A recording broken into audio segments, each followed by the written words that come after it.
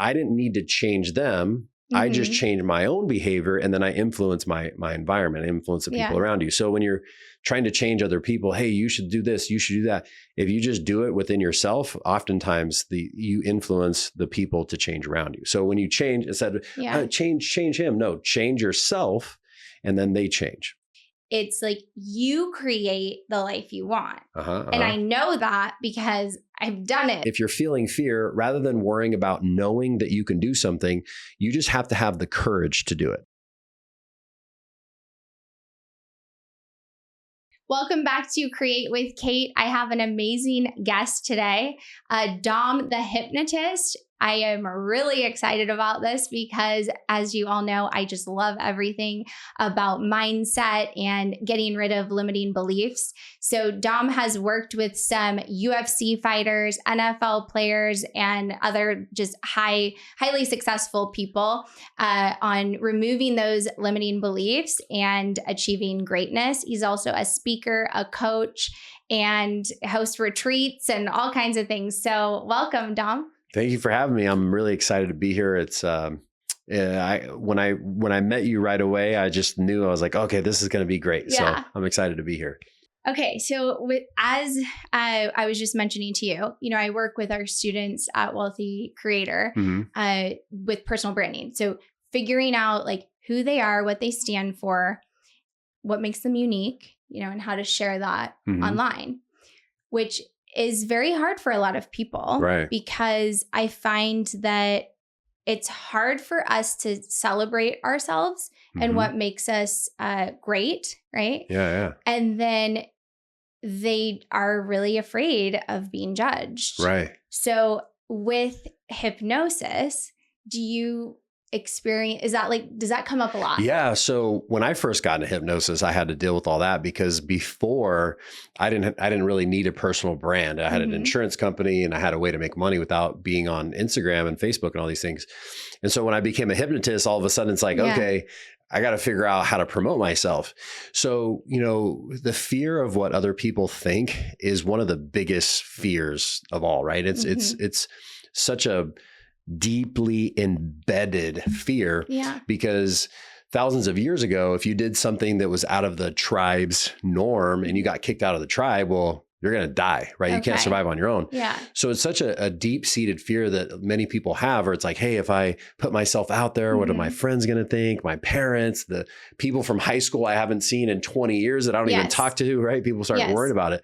So what we do is through the power of hypnosis, we tap into the subconscious mind to figure out where these different memories are that are causing this to happen. Because one thing that happens is, and I'll share with you a funny story, just remind me, as we go through life, we have these different experiences, and whether they're positive or we perceive them as negative, well, oftentimes as children and even as we grow up, we start doing things that we get out of our comfort zone, and then maybe we get made fun of, or maybe somebody said, oh, don't do that, right? Well, then subconsciously we start having this fear of like, oh, if I put myself out there, I'm going to get in trouble. If I put myself, so it's a matter of finding, regressing back to where these memories are and then releasing them. And then once you do that, like you just don't care anymore. So it's a weird phenomenon. Yeah, because it sounds like that sounds good, right? Like, sure. Okay. Just find it where it is and then release it. Right. But it's like, how do you just release it? Yeah. Right? So I'll share with you. So this was maybe 3 or 4 years ago. I started my YouTube channel, and I was posting videos on YouTube and I would even share it on my Instagram. But when it came to my Facebook, I didn't want to do it. Because you had friends and family? Because of my dad. So I was thinking my dad, my dad's a welder. He's just like he wouldn't understand this. Yeah, he would, I'm like, what is my dad going to think? Is he going to, whatever. So anytime I get resistance around that in any area of life, I always go within myself and go, okay, why is this happening? Where is this coming from? So I did, a self-hypnosis. And what I discovered is I went back to the root of the memory. So the very first time I ever had this sort of negative response from my dad, I was 2 years old and I was taking a bath. Obviously I was naked. Well, my dad went all the way back to that too. Oh yeah. Well, you go into genetic memories and everything. Yeah. You can literally tap into memories of your parents, your grandparents, your great grandparents. You're kidding me. 100%. Yeah. Without anybody even telling you stories. And I'll share that with you here in a little bit. I'll kind of go into that. Yeah. So I went back and, you know, my dad is in the living room hanging out with all his buddies. And at 2 years old, I guess I was done. And I ran out into the living room butt naked. And my dad's like, hey, what are you doing? Get your ass back in the. Right. So I started having this fear of like, oh shit, what's my dad going to think? Right. And then there was other times, you know, when I was, I don't know, maybe 11 years old, I dyed my hair back when I had hair. I dyed it blonde. And my dad's like, oh, you know, back then it's like, you like dudes or what? Yeah. I figured it was going there. Yeah. And then, you know, when I was in high school, I got my ears pierced. So there's all these different things where I had these fear of like, oh shoot, what's my dad going to say if I do this, if I put myself out there on my YouTube? Yeah. And once I went back, it took me maybe 2 minutes. I went back, I let it go. And then I immediately posted the video. I don't care anymore. And my dad supports me fully anyways. He's really proud of me, but you know, it's that fast. It's that easy. Like it's gone. Fascinating, right? I mean, it sounds good, right? Yeah. But it's hard to believe. Yeah. You know? So I'll tell you the mechanics on how it works, right? Okay. So number one, anytime you're doing work in your subconscious, you always got to get permission to let it go. Okay. So what I mean by that, and the people that are watching this will probably understand this.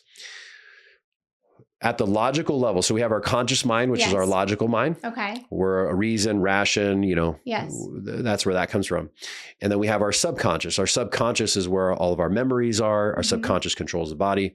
Well, one of the subconscious primary objectives is safety, security, keeping us alive. Okay. So anytime it feels something may threaten that, it'll start having resistance. Okay. So although, like we were saying before this podcast, you said, it's just like, we all know that we need to post. We know that if we do, it'll change our lives. Well, that's at the logical level. Right. But if subconsciously your mind's like, well, no, what if this? What if that? So the first thing we have to get agreement on is, hey, number one, is it okay for me to let go of this fear or whatever? Yeah. And then number two is going back to the root of it. Now, you know, so that was the fear that I had with my dad. Well, I also had a really, really big fear of what other people thought of me just in general, right? Well, my thing was my mom got pregnant with me when she was 15 years old. Oh, wow. So when I went back into this memory of my mom getting pregnant, well, how do you think she felt? Yeah. What are people going to think? What are my parents going to think? My friends, my family? So I had to go back into these memories while she was pregnant with me and let them go.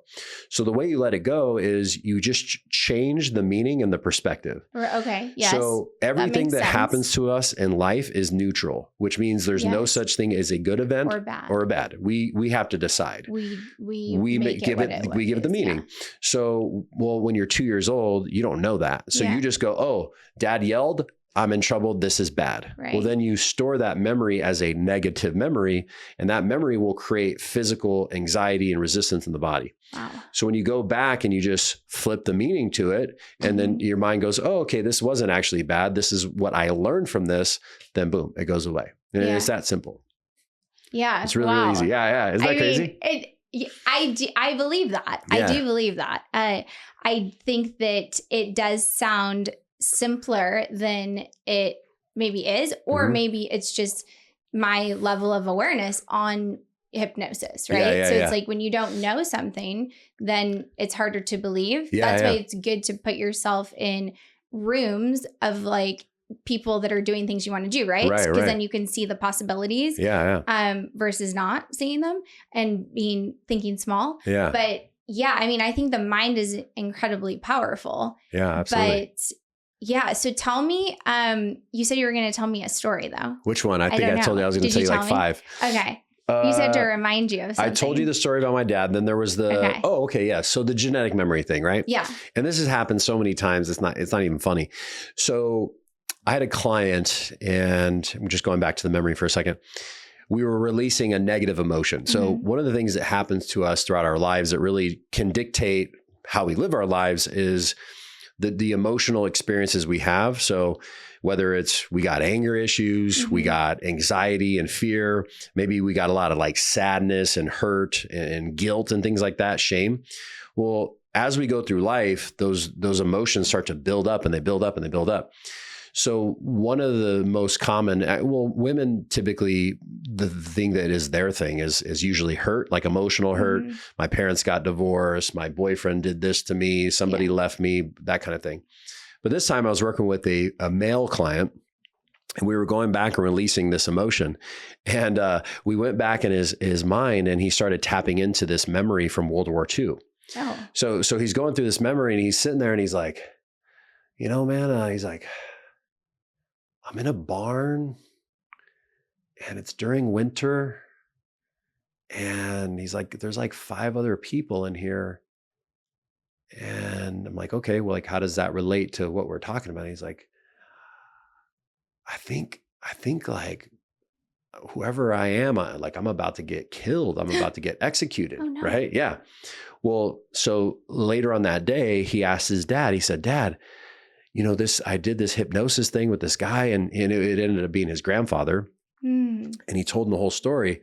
And his dad said, as a matter of fact, that did happen. And what was interesting is his grandfather never told anybody the story. So what happened was one day his grandfather was telling the grandfather's brother, so his great uncle. Okay. Like imagine you and your sister, you and your brother having a conversation. Well, my client's dad overheard the story they were telling. So what ended up happening was when his grandfather was in World War II, he ended up getting shot, and he was in a hospital. And while he was in the hospital ended up getting bombed. So everybody started scattering. Well, when he scattered, his dad was a Russian soldier. His dad grabbed a Nazi's jacket because it was winter, right? Wow. So he grabs this jacket and he's trying to escape. Well, then the Russians saw that he was wearing a Nazi jacket. Yeah. So they are assuming this guy's a Nazi. Yeah. So they ended up putting him in a barn, and they were going to execute him the next day. But then they found out that the stories lined up and everything. Yeah. And now my client's wild. Isn't that wild? So my point of saying that is nobody ever told my client the story. Yeah. No, the dad never told anybody. It was literally just a genetic memory that he had. So have you had any of those? Oh, so many. So many. What are some of yours? So many. You know, it's funny. This is probably maybe a year ago. I don't know anything about my great grandfather on my dad's side, but one day I was doing a meditation. I don't remember what it was that I was trying to clear, but I went back to this memory, and it was like my great grandfather was this merchant and all this stuff or whatever. So the next time I saw my dad, I said, "Hey, was great grandpa like a merchant or something?" And he kind of looked at me like, "Yeah, like why are you asking that?" Mm-hmm. And I told him the whole thing about my meditation. What was interesting for me is in business, when it comes to promoting yourself or myself or building a team, having systems, all that stuff. What's interesting is 90% of the time, it's something that came from my grandfather. So my grandfather was a roofer. And again, if your ancestors are going through something, those memories get passed down through the DNA as a survival mechanism. So a lot of times when I get stuck in business, I got to go back and like clear out whatever genetic bullshit's going on. Yeah. And then it clears for me. So that's why I've been able to go from like just being solo me to now building a team and doing events and all this stuff, is just clearing out all those old genetic memories so that I can level myself up. So yeah, it's in there's no debating this. Number one, it's already, there's a bunch of different studies and things that have proven this, but I've proven this so many times with clients. Yeah. It's like, it's not even, nobody could tell me different. Like, no, I believe it. Yeah. Because I think, well, so my parents were divorced when I was a baby. I mean, I don't even remember them together. Right. Yeah. But I have a brother, and he's 2 years older than me. He lived with our dad, and I lived with our mom. Mm-hmm. And there was always like these weird things where I felt like I was like my dad, even though I wasn't raised by my dad in certain ways, not all the ways, but I'm like, and how do you explain that? And then same thing with my brother. I felt like there was like these emotional things and the way that we looked at even risk that was similar. So, and I'm like, so you don't learn that from your environment. Right. Because and that's what it made me think. Because you're in different environments. Yeah. So that could, there's no way to 100% in your know. DNA. Yeah, exactly. Yeah. So, if you ever hear people say anxiety runs in my family. Yes. alcoholism. Right. Well, think about it. Like that's the genetic memories getting passed down so that person, I had a client one time we cleared, and I don't do phobias. This was like 4 years ago. But he had a fear of flying. Yeah. So anyways, he goes back and it's actually a memory before he was born where apparently his mom was flying in a plane and the plane had just insane turbulence. She thought she was going to die. Yeah. Well, then when we cleared it, he goes back and he asks his mom like, hey, I did this hypnosis thing and I went back to this memory before I was born and you were on a plane. And she's like, holy shit, how do you know that? Like, yeah, that exact scenario that he described, it actually happened. So all the stuff now, it's not just bad memories. Also, we get the good qualities as well, right? Yeah. So, but it's the bad memories, quote unquote, that hold us back from getting to the next level in our lives, whether it's relationships, it's our health, it's our finances, it's our business. It's not always a genetic memory. Sometimes it's, hey, I was 1 year old and this happened, or 2 years old or 3 years old. And that kind of begins to shape our reality. So. Yeah, I think it's really fascinating. So it's really important then to overcome these things, right? Otherwise, it just keeps getting passed on. Yes. And what happens is as you go through life, we have these different, scenarios that keep showing up. And until we deal with those scenarios, they'll just keep showing up. So let me give you an example. I agree with this too. I had a woman who came to me and she was kind of at her wit's end with trying to get help on this kind of stuff. But she had a lot of emotional hurt because her husband had cheated on her a bunch of times. Like over the course of 25 years, it was like 15 or 20 different women, right? Wow. Well, here was the unique thing about this is every single person that he cheated on her with were like her best friends. So in other words, so she would meet these women, they would click, they'd be best friends. And then sometime throughout the relationship, 6 months, a year later, they would sleep with her husband. I know, right? Wow. It's pretty traumatic, as you can imagine. So she'd been at therapy, she'd been all these things. So what I explained to her is, look, you are unconsciously attracting these people into your life. Yes. And this is a pattern that keeps showing up because something is trying to tell you, we need to deal with this. Yeah. Like you can't, and here's another huge thing about all this stuff is we have to take full responsibility for everything that happens to us in our lives. I just posted a video that well, did you? said that. And when I say everything, I literally mean everything. Yeah. Like, and I could tell you some other stories, but in this case, I said, you don't find it funny that every single one of these people are like your best friends? That's a weird pattern. This is a pattern. Yeah. So I said, look, throw up my hands. This is what I always do with clients when they don't believe me. I say, look, let's just pretend. Yeah. Can we do that? Okay. Let's just pretend for the next 30 minutes that that what I'm telling you is true. So anyways, we go through the session and she goes back to this memory she completely forgot about. So apparently when she was 13 years old, she started dating this older boy who was like 15. Right. So she's, boyfriend, girlfriend, whatever. Well, 2 months into the relationship, she found out that this boy she was dating actually used to date her older sister. Oh. So she ended up breaking up with him, but she never told him. Okay. I never told her, AKA her older sister. So she developed the belief because she felt like she betrayed her sister by dating her boyfriend. She believed that she deserved to be betrayed by her sister. Interesting. So then guess what happens? Wow. All of your best friends, what are they like? Yeah. They're like your sister. Yeah. So if she has a belief, I deserve to be betrayed by my sister. That's why she got betrayed. That's why she kept getting betrayed. Because you gotta think, and I know it sounds ridiculous and it sounds weird, but you have to think that many times, like why is that happening to you, but not many other people? It's because it's a belief that's causing this to happen. So, so it's a very fascinating, and we let it go, and she doesn't have those issues anymore. She doesn't have the hurt and all the emotional stuff tied to it. So, well, I think with relationships, especially, maybe let's explore that for a minute. Yeah. So I'm passionate about this because I've been through 2 divorces and that's not something that I wanted, right? Like, I don't think anybody wants that. Right? No, and I certainly didn't want those like labels attached to me of like, what's wrong with her, right? If 2, like what? Yeah. And the first time I was so young and it was 5 months. So it wasn't very long, but the second time it was 10 years. But then I was thinking, okay, what like, how am I showing up? And what am I doing Mm-hmm. that is attracting the wrong partner? Yeah. Right. Mm-hmm. And what I feel like was happening is I was very much like a people pleaser, and I wouldn't voice my own opinion. Yeah. You know, I would just, okay, like, let's just whatever, go with the flow kind of a thing. Like it's all good. Right. And I think that came from my childhood, because my brother was just kind of problematic, and my sister was very like strong-willed too. And so I would just give in because I'm like, I don't want to fight. Like, just whatever. Like, this isn't that important. And so I learned that behavior when I was a kid to just, whatever. Just give up. Yeah. Just let it happen. Yeah. And so I think that's how I was living my life, instead of like, because they were always who they were, if I'm really honest, from the beginning.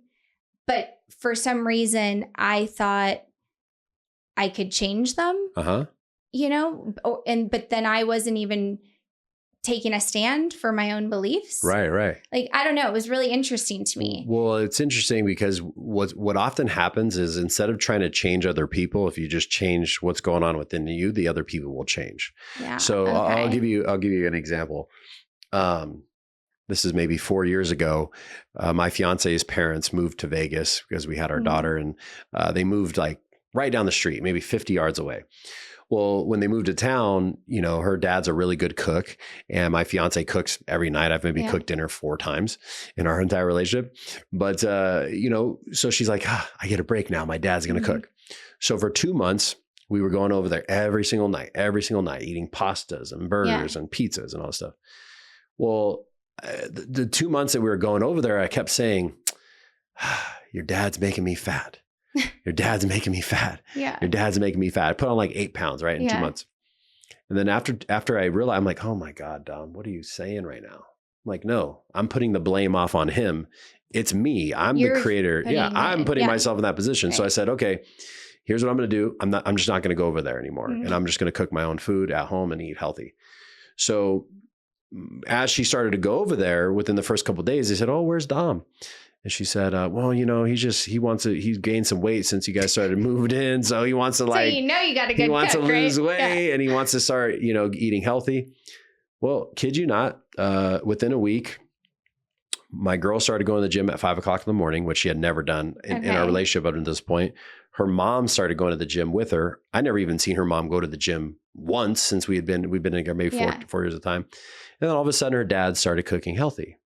Now, and I didn't need to change them. I just changed my own behavior, and then I influence my environment, I influence the people around you. So when you're trying to change other people, hey, you should do this, you should do that. If you just do it within yourself, oftentimes you influence the people to change around you. So when you change, instead of change him, no, change yourself, and then they change. But sometimes is part of the change, they remove themselves from you? That's the next thing I was going to say. Oftentimes when you change, you start going like this and people start following. Right. Like I don't want to be a part of that. Yeah. Because that's what I experienced is once I learned how I was showing up, then that's exactly what I did. I learned this through a emotional intelligence training. So I didn't just like find this on YouTube. But so I started to change myself and not try to change my husband. And then they left. Yes. Or I don't know if they left, but like exactly they disappeared. Right. Yeah. So, I mean, not like your story is a perceived happier ending, right? Right. But in the end, that is what needed to happen because I am happy now. And my life is probably better than it's ever been. Yeah. And I would have never known that. Like because I used to think, okay, if I'm divorced again, like this is going to be terrible.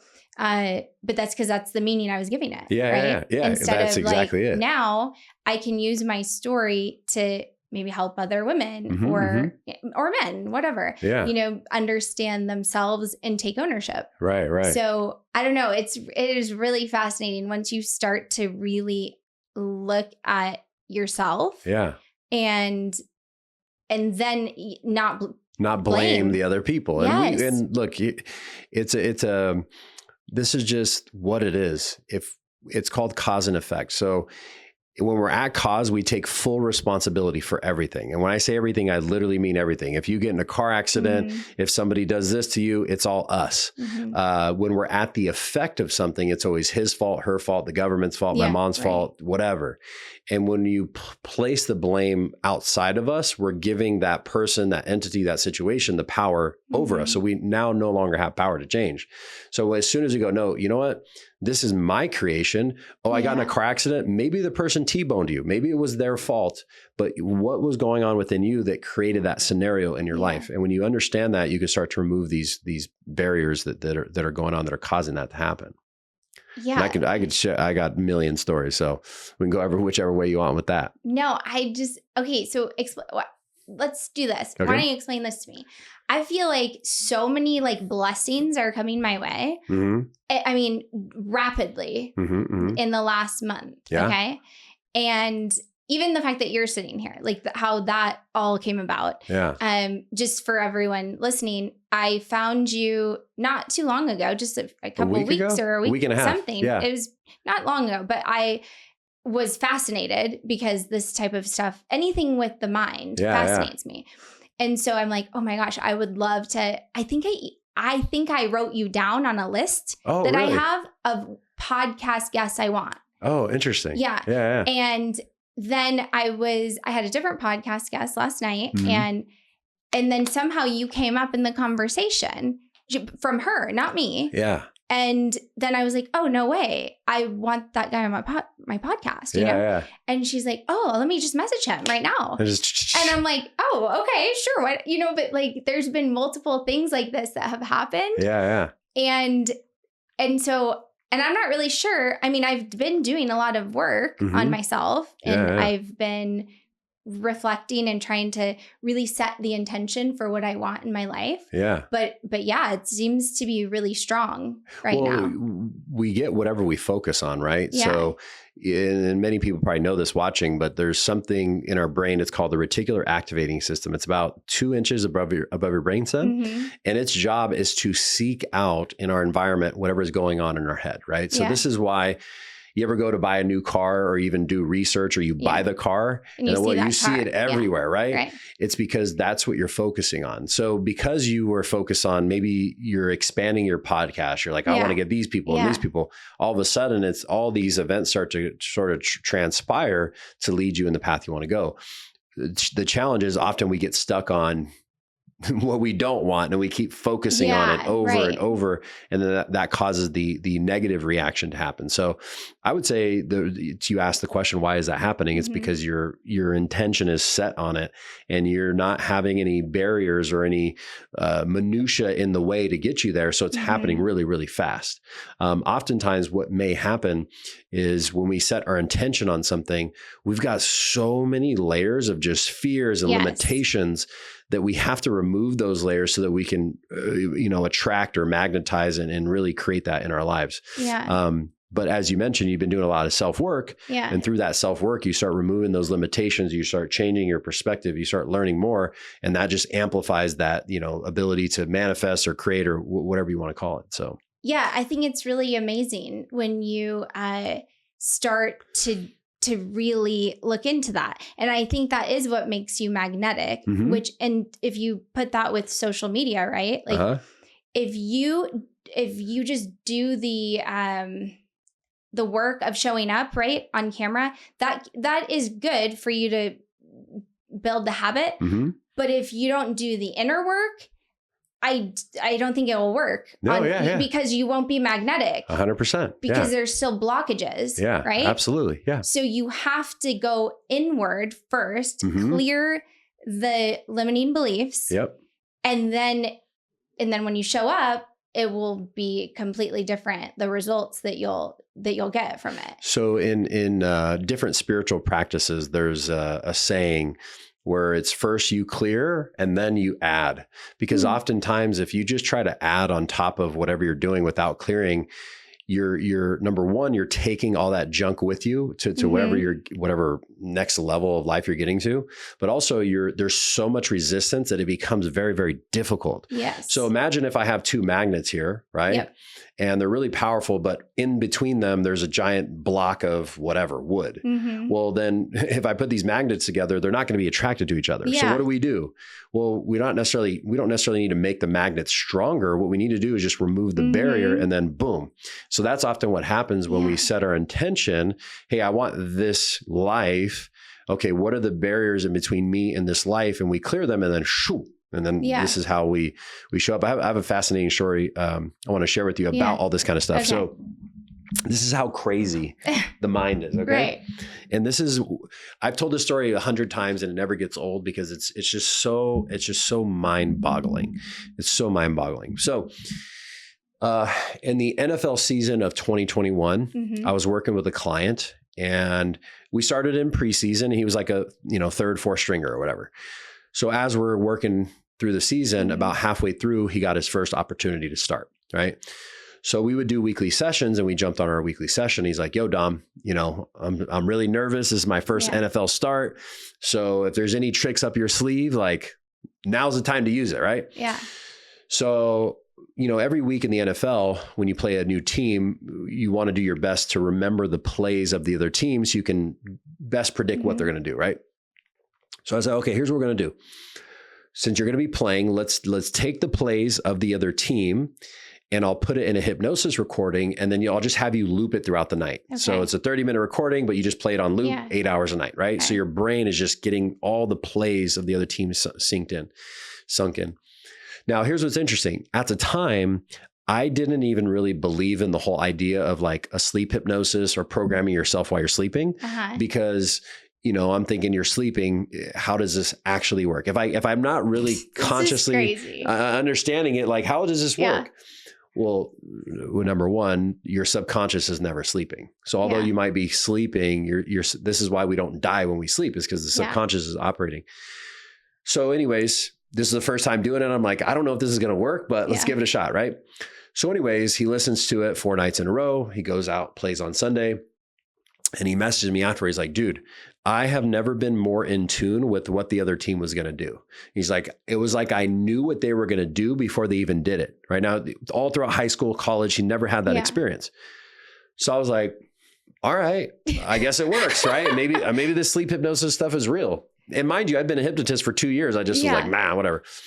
So maybe a month went by and whatever I was doing, I found this video on YouTube and it was about manifesting money, right? And this video had millions of views and thousands of comments. And I started going through and I'm reading all these comments, right? And people are like, oh my God, I started listening to this 2 days later. I got $10,000 and $500. I got a raise. But there was just literally thousands of comments. And I was thinking, this dude these are bots, right? Like this is bullshit. I don't believe in this. But I would look at their pages and I'm like, oh no, this is a real creator. This is not some like Indian bot or whatever. Yeah. So I'm like, you know what? Who cares?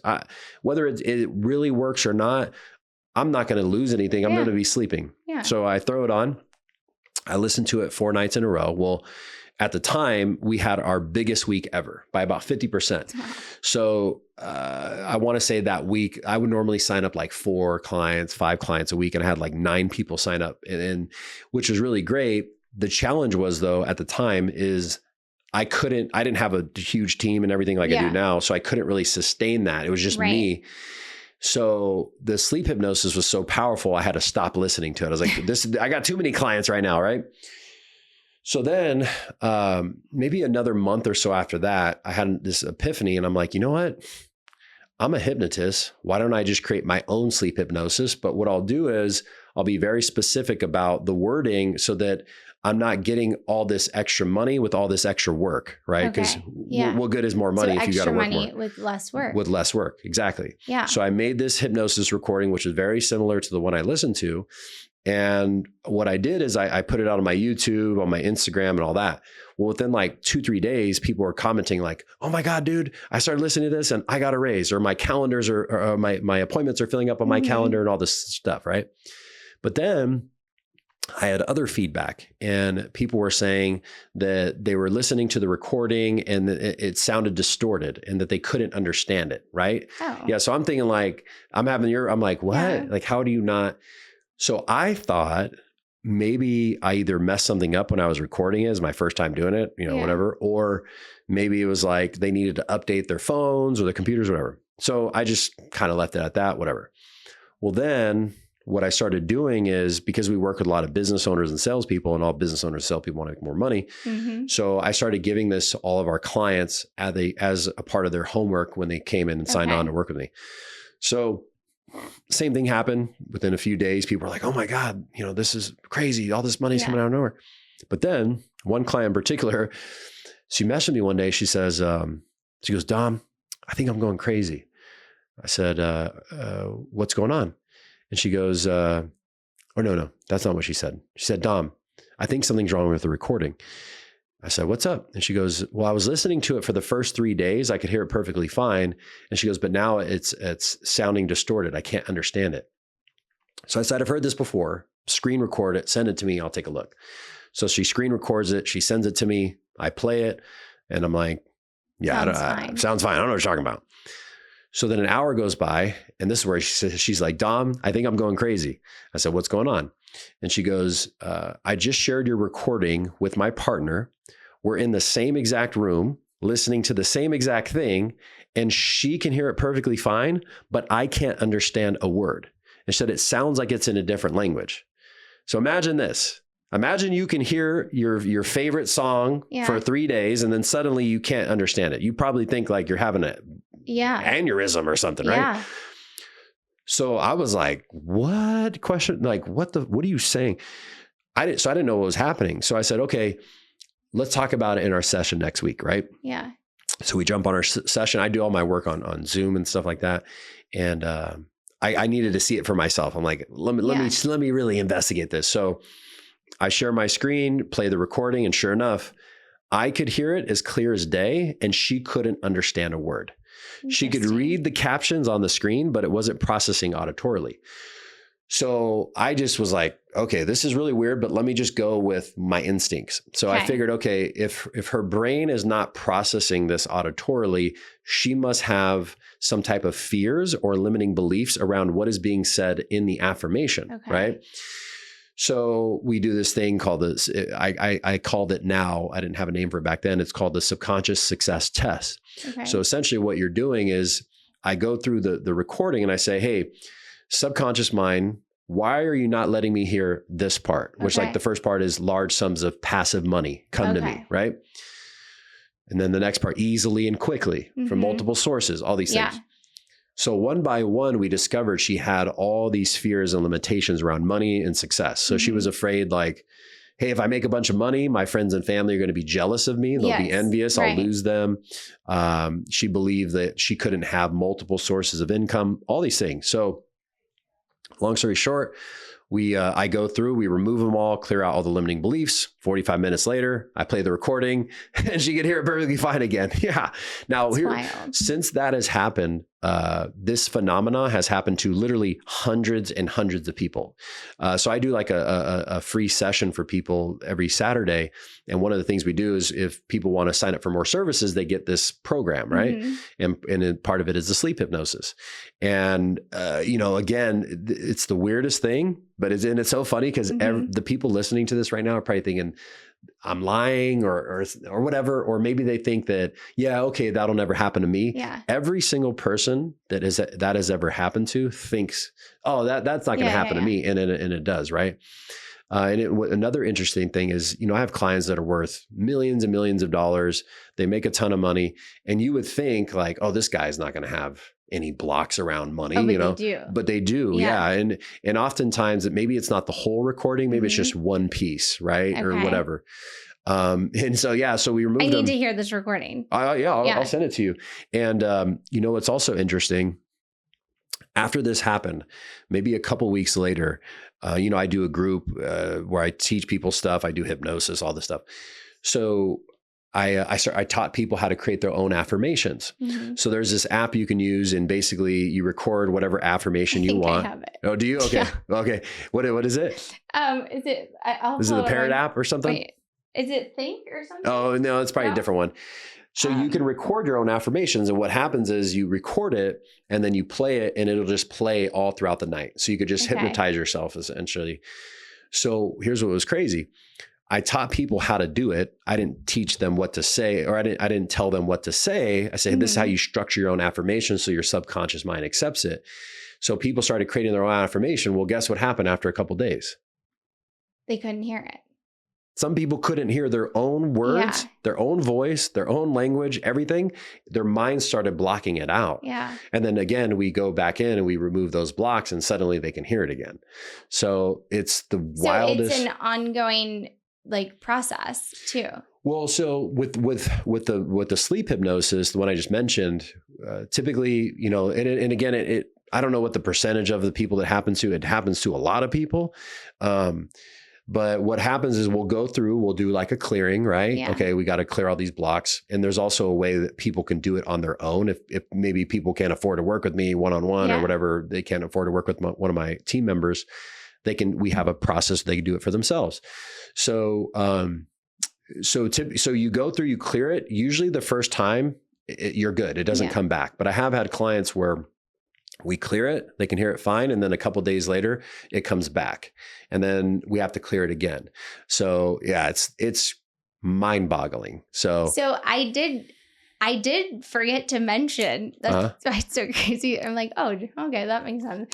I've been listening to things at night. Well, there you go. But I just didn't. What were you listening to? Affirmations of your own? No, it was something on YouTube. Oh, okay. Yeah. When That's I sleep. Probably, is it a money thing or? It's been lots of things: money, success, relationships. And all of those things are happening.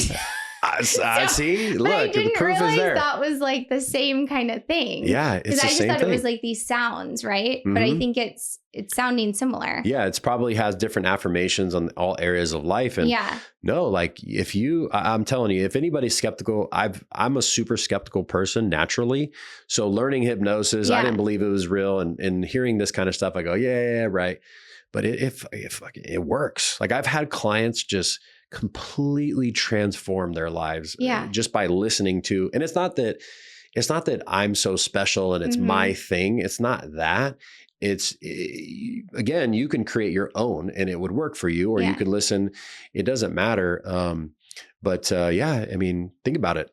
For 8 hours a night, 6 to 8 hours a night, you're hearing the same thing over. So your brain is just so focused on it that it starts happening. So I'll tell you one other quick remarkable thing.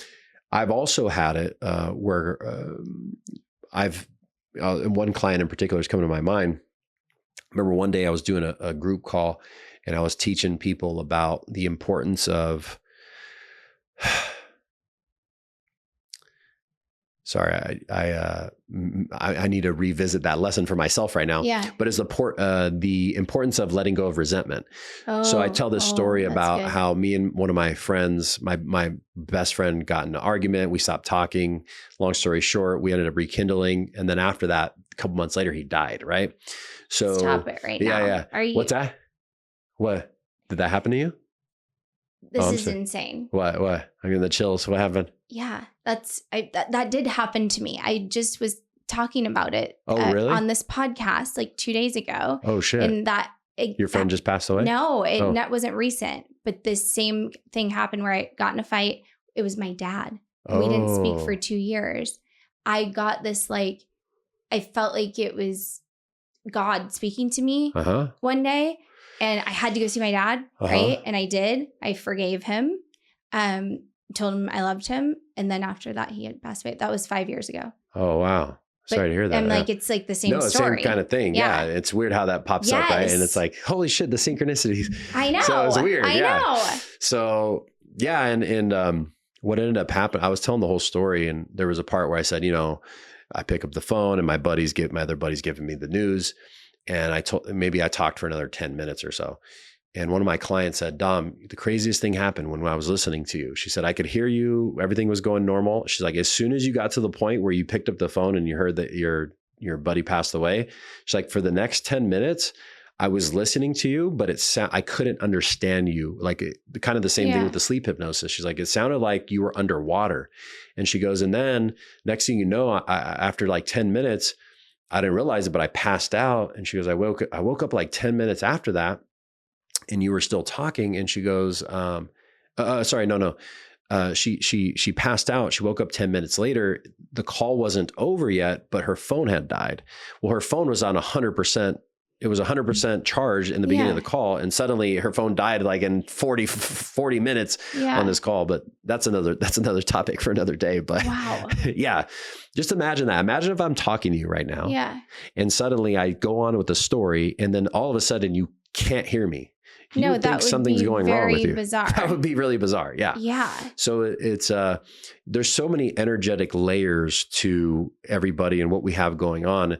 And that's the beauty of really doing the self-work, is like when you have these things show up in your life, if you really understand it, you can just clear it, transmute it, and let it go, and then move on to the next phase or the next level or whatever. So yeah, it's fascinating. Can you pick up on energies? Oh yeah. So could you read my energy right now? What would it say to you? I guess I'm just curious. Well, you've kind of given me a lot of information just verbally. So it's like, but well, like, what do you mean by that? I don't know, because I just think energy, I don't really know what I mean. I don't know. Yeah, I feel like right now you're going through almost like a spiritual awakening a little bit. Are you? Yeah. I don't know. I'm listening. Meaning that you are opening yourself up to information. And again, this isn't me giving you a psychic reading or anything, but it's pretty obvious. But you're opening yourself up to people like me, this kind of more, what would be the word, alternative methods and healing and stuff like that. So what's going to happen with you is you will start, because of that, you'll start accelerating really, really fast in whatever it is you're manifesting and creating in your life. So I feel as though that is transpiring right now. So, but again, it's not like a real reading would be, I don't know anything about you, and I just tap in your energy, and then I can give you the whole, this is what's going on, that's what's going on. So you'd have to hypnotise the person or whatever. No, or what's tap into your energy mean? It's just your intuition. So we all have intuition. I right? agree. Yeah. And that's one of the things that I teach people is how to develop their intuition. And it's a matter of practice, right? You develop it through actually using it and really tapping into it. And then you get into things like remote viewing and telepathy and all that kind of crazy stuff. But you can, for some people, it's a knowing, meaning they just meet you and they know. Yes. You ever have that? Yeah. I think I'm very intuitive, actually. Yeah. You know you are 100%. 100% you are. Some people, it's a feeling. Like, I don't know, I just feel, right? Yeah. Some people, they get like premonitions or visions of like, oh, this is what's happening with this person, right? Some people, they might, they hear certain things in their head, like, oh, this is what's going on. This is what's going on. So, and some people see auras and the whole thing. Yeah, I think it's really interesting. I mean, even the experience I had with my dad, I got this, I guess you could say, vision of a book that he had given me when I was like 10 years old. This just happened like randomly, right? And he wrote in the book, I didn't have this book though, but that's all I could see, right? So that led me to go get the book, like from the bookstore. Okay. When I was doing that, I found this other book next to it that I hadn't read and that was necessary for my healing and for me to go talk to him. Right. And then that day, like I said, it was like, it wasn't a plan. I just woke up that day and I'm like, I just have to go see my dad. Like it was like something was taking over me. It was very weird. And it totally makes sense now, with what had happened. I'm very grateful that I listened to that, and I didn't say like, okay, no, because I think for a lot of people, they get stuck in the logical side of the brain and I've always kind of been criticized for being in the emotional side or whatever. As many women are, the more of the intuitive side. But I think I always have thought from the time I was like a little girl that's the right place to be. Yeah. What do you mean in the intuitive side? In the heart is what I call it. Yeah. Because you can't make a wrong decision. Mm-hmm. Like it's just a lesson, right? Yeah, yeah. Well, so you mentioned a couple of things. So in our school system, we're very left brain dominant, meaning logic, math, science, Yeah, all which that I kind of hated stuff. all of those. Yeah, exactly. Because you're more naturally intuitive. Are you left-handed too? No, I'm not left-handed, but that is in my ancestry. Oh, is it? Yeah. And musicians that were never trained. Yeah. And they just naturally know it, right? Yeah. So that's more right brain. Well, over time, as you know, like a lot of those programs get kicked out. So we become very logical and very skeptical, which it's important to have that part of us. It's also important to develop our intuition, our creativity, and all that. So now here's the thing, though. You get people that are very, very logical, and sometimes they're very cutthroat. They're very just analytical, dry. They don't care about your emotions. They're just like, whatever, right? Yeah. Now, on the opposite end, you also get creatives that are very intuitive, but they're just like so emotional and it's so much. Creative, and they oftentimes those people kind of block their success. Sure. So it's a matter of getting that balance, between the left brain, the right brain, the feminine, the masculine energy. Yeah. You mentioned something that I wanted.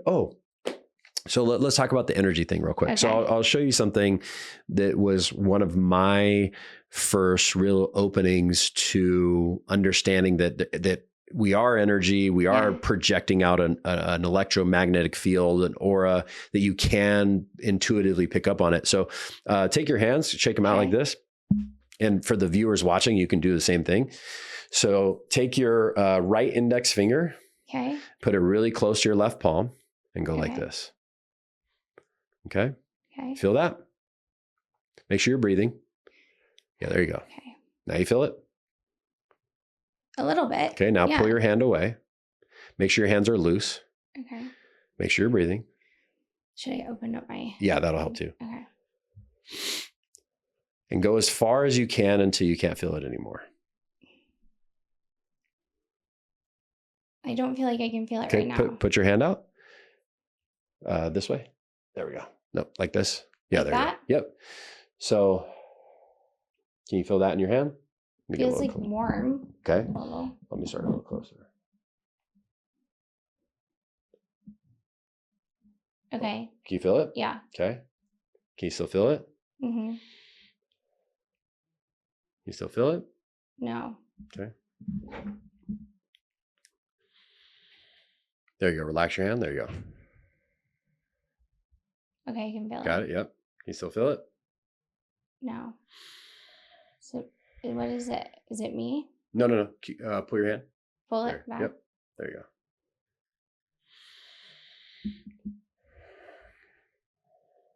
Feel that? Mm-hmm. You feel it still? No. Okay.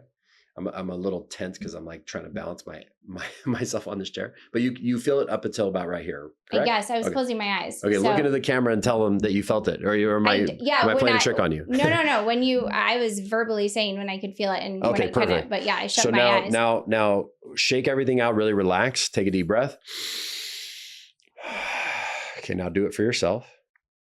And make sure your hands aren't bent. So your arms, put them out in front, kind of in front of there we go. Okay.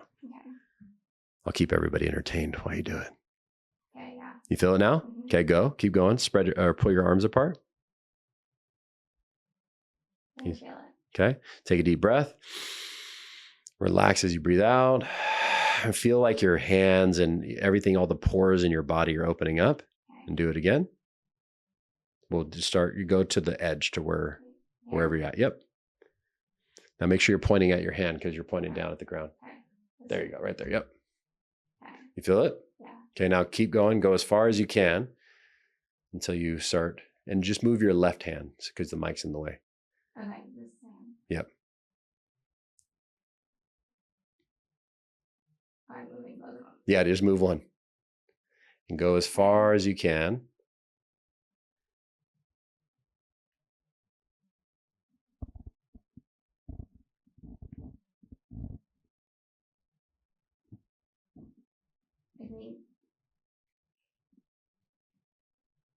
It's about right. Is that about where you're at? Okay, perfect. So That's not very long. That's not very high. That's okay though. You as you start to go through and clear more will expand, but you did feel it, correct? Yeah. Okay. So watch this. Close your eyes. I want you to think about something that you're stressed out about. Maybe it's a relationship thing. Maybe it's a work thing.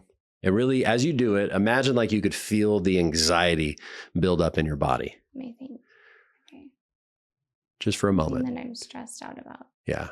Maybe it's a future thing. Like, oh no, is this going to happen? Okay. Okay. Got it?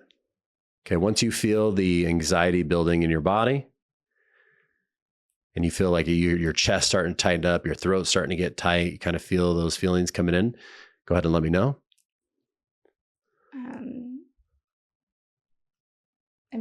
I'm still struggling with which one to pick. Pick any one.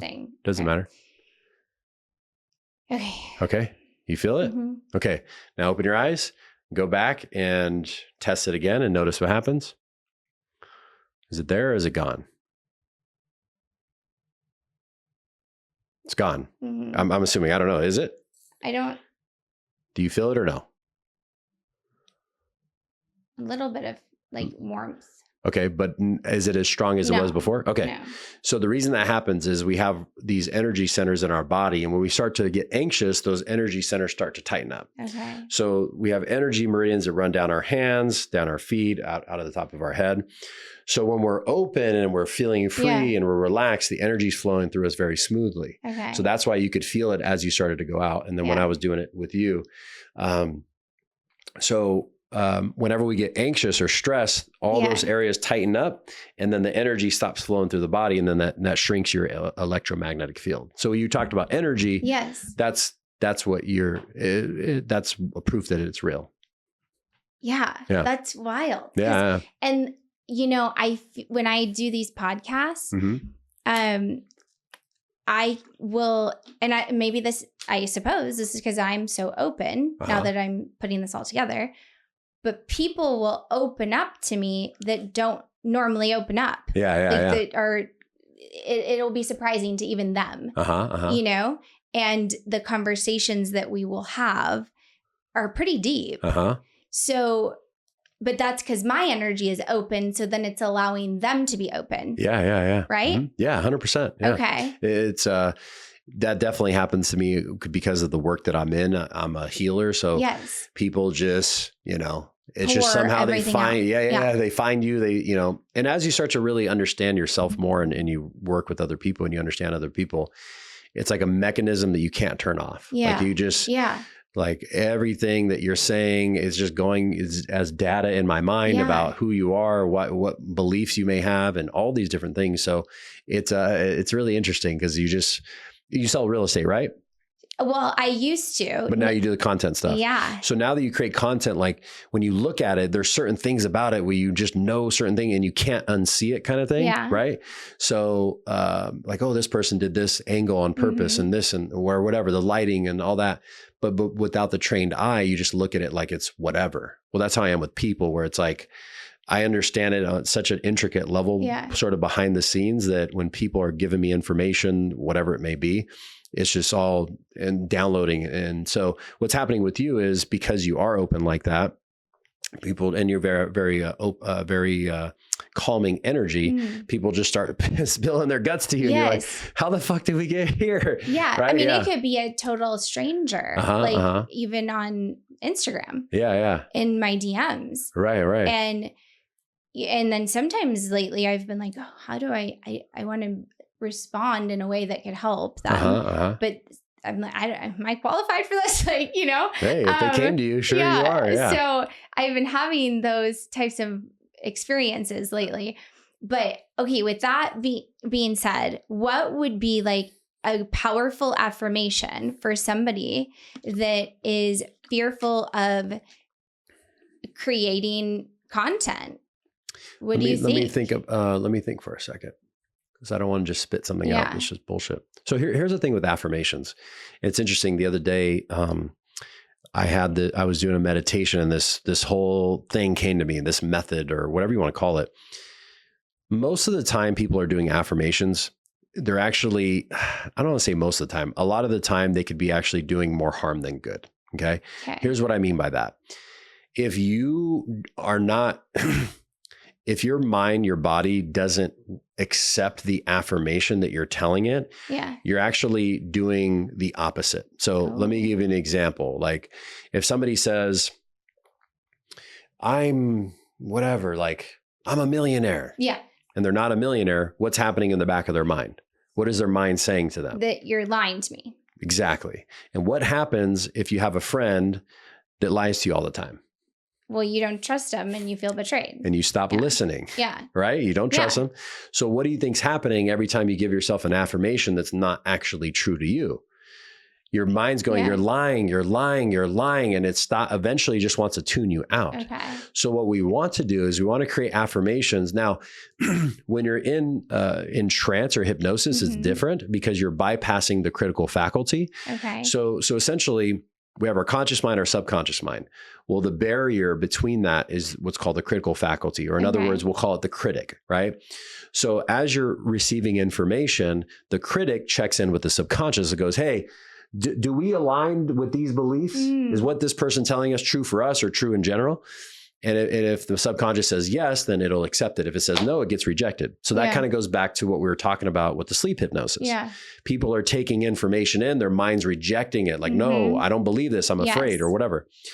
So if you're creating an affirmation that you don't believe, then the critic is going to reject it. Now in hypnosis, we bypass the critical faculty. Basically, we have it check out for a little while, and then we can give the subconscious mind affirmations and suggestions that it'll accept. Now, if you're giving yourself affirmations like on a conscious level, like how we're talking now, you want to create it in a way that feels that your mind can accept, and so that it can begin, you plant the seed and it grows. So that's one way of doing it, is saying like, we call them, what's the word that I was thinking of the other day? I don't remember, but it'll come to me. It's when you're affirming something that you want, right? Okay. I have a Lamborghini. I live in my dream home. I'm a millionaire, whatever. And again, if you don't have it, your mind rejects it. Now, the second level of affirmations are affirming actions to take, right? So, hey, I wake up every day and I do whatever. I go to the gym every day. I do this, I do that. Now, those affirmations are very powerful because essentially what you're doing is you're just reminding yourself of what to do. I go to the gym, I eat healthy, et cetera, et cetera. That's why you can achieve your goals if you write them down. Yes, because you're more likely. You're reminding yourself of them every day. So the beautiful thing about action affirmations is that you have more control over that, right? So when it comes to manifesting or attracting things, we don't have so much control. So it's like, okay, I'm hoping that this works, but it's not actually working. As opposed to saying action affirmations, we can control the actions that we do. Now there's a third layer, which is the most powerful, which I like to call action why. Okay. So this is what I mean by that. You say the action that you're going to take and why you're going to do it. Does that make sense? That came to me like 2 weeks ago. I was like, oh my God, this is so good. So what it's doing is, you always hear the saying, remember your why. Well, oftentimes we forget our why because we're not affirming why we're doing something.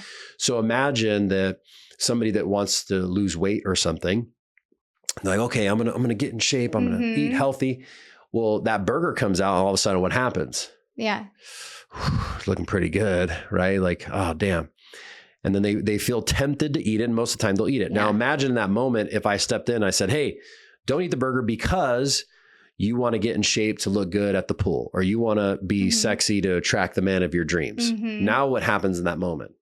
They're going to go, okay. Because I think you have to shift the identity. Well, and we're reminding them of their why. Hey, don't do this because you can do it. And their mind goes, oh, that's my why. So I don't do the negative thing, right? So in regards to if you're affirming action, your action and your why, hey, I'm going to create content every day so that I can go viral and make millions of dollars online. Well, now you understand how that's a powerful affirmation. I'm going to do this every day so that I have that, rather than saying, my account is, I have 1 million followers. And your brain's like, no, you don't, bro. No, you don't. But if you say, hey, I'm going to do 2 pieces of content every single day so that my account grows, so that I can have an abundance of clients and build out my business and have massive success. Yes. Now you're reminding yourself of the action you need to take, and you're reminding yourself of your why, which will make you more inclined to do it. This is making sense? Yeah, totally. So that's the affirmation that you would want to use so that you actually stick to it. Now, if you're referring to people overcoming their fears and things like that, you know, number one, you got to just remove the barriers between that. But which they have to identify. You know, you could just say your affirmation could just be "fuck it," fuck it, just put it up. I don't know, but no, I think that is in my class that I took. That was something they taught us. They said to think it, or whatever you're scared to do. So yeah, it goes with fear. Whatever you're scared to do, you go do it right away. Like you don't think about it, and you say, oh, what the fuck, do whatever it takes. Oh, really? That's a good affirmation. Yeah. That's a good affirmation. It's like, just fucking, just do it. Right. And, you know, I think that one of the primary things that it's important for everybody, you know, there's what I like to call 3 levels of certainty. So at the lowest level, so when we're in fear, right? If we're in fear and we're trying to get into abundance, that's a huge gap to fill, right? Okay, I'm stressed out. I'm working. I'm stressed. I don't have money, blah, blah, blah. Okay, you want me to be happy? You want me to be abundant? Yeah. It's kind of hard to go up that scale. So what you can do is, if you're feeling fear, rather than worrying about knowing that you can do something, you just have to have the courage to do it. Yeah. So courage states that you feel the fear or the pain and you do it anyways. Yeah. Now, courage isn't the same thing as confidence. It's not the same thing as certainty. Yeah. Courage is below that, right? But guess what happens? As we have that courage, now what level do we graduate to? Then you can go to the next level. we have confidence. Yeah. Confidence doesn't necessarily mean we know we can do something. We're just confident. We're like 80%. But guess what? After you hit confidence and you do that at that level, what ends up happening? Then you go to certainty. Now you know, hey, I did it. I know I can do it. But it all starts with having the courage, where it's just like, you feel the fear and you just do it anyways. And as you start to do that, then you get confident, and then it just becomes autopilot. Yeah, that's so good. What is that? There's like a levels of consciousness chart, right? Yes. So the vibrational chart, which, you know, shame and guilt are like the lowest. Then you have, you know, sadness. Then you have fear. Then you have anger. Then you have neutrality. Right. And then you have, then you have fear. Then you have anger. Then you have courage. And then you have neutrality. And then you have willingness, acceptance, and all these different things. So yeah, if you're in fear, you don't necessarily need to jump to the, you know, enlightenment. You just got to go from fear to courage. After you go to courage, you go to acceptance and willingness, which is confidence.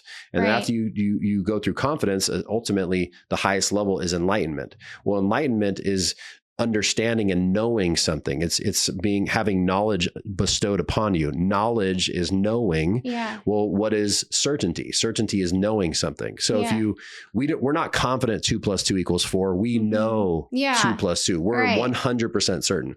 So again, by graduating up to that scale, that's what ultimately leads to enlightenment, is in certainty. Is you got to have the courage. Then after you do it, you rip the Band-Aid. Oh, okay, that wasn't so bad. You do it again and then it gets easier. Yep. Okay, let me ask you this. Because I don't even know how long this has been going, because it's so good. Yeah. Okay, I haven't publicly shared this, so we might cut this part out, but I'm just curious. Okay, so I was listening to these things at night, right? These different things on YouTube. And some of them were how to attract your soulmate. Yeah. Okay. And then I think that is what happened. Yeah. But let me tell you why I think this. So this was so weird. I was following this person online. Okay. Never met in person. And just all of a sudden, I had been following them for a while, and initially I wasn't thinking anything of them. Right. And then one day I wrote, because I journal, but like in my phone, I'm like, I don't know what it is about this guy, but I feel that I need to document this feeling. Okay. So still do not know this person. Yeah. And then shortly after that, he asked me to do a podcast. So I was like, okay. And then, but I still was like, okay, don't be weird. But this is my intuition, right? Like talking to me.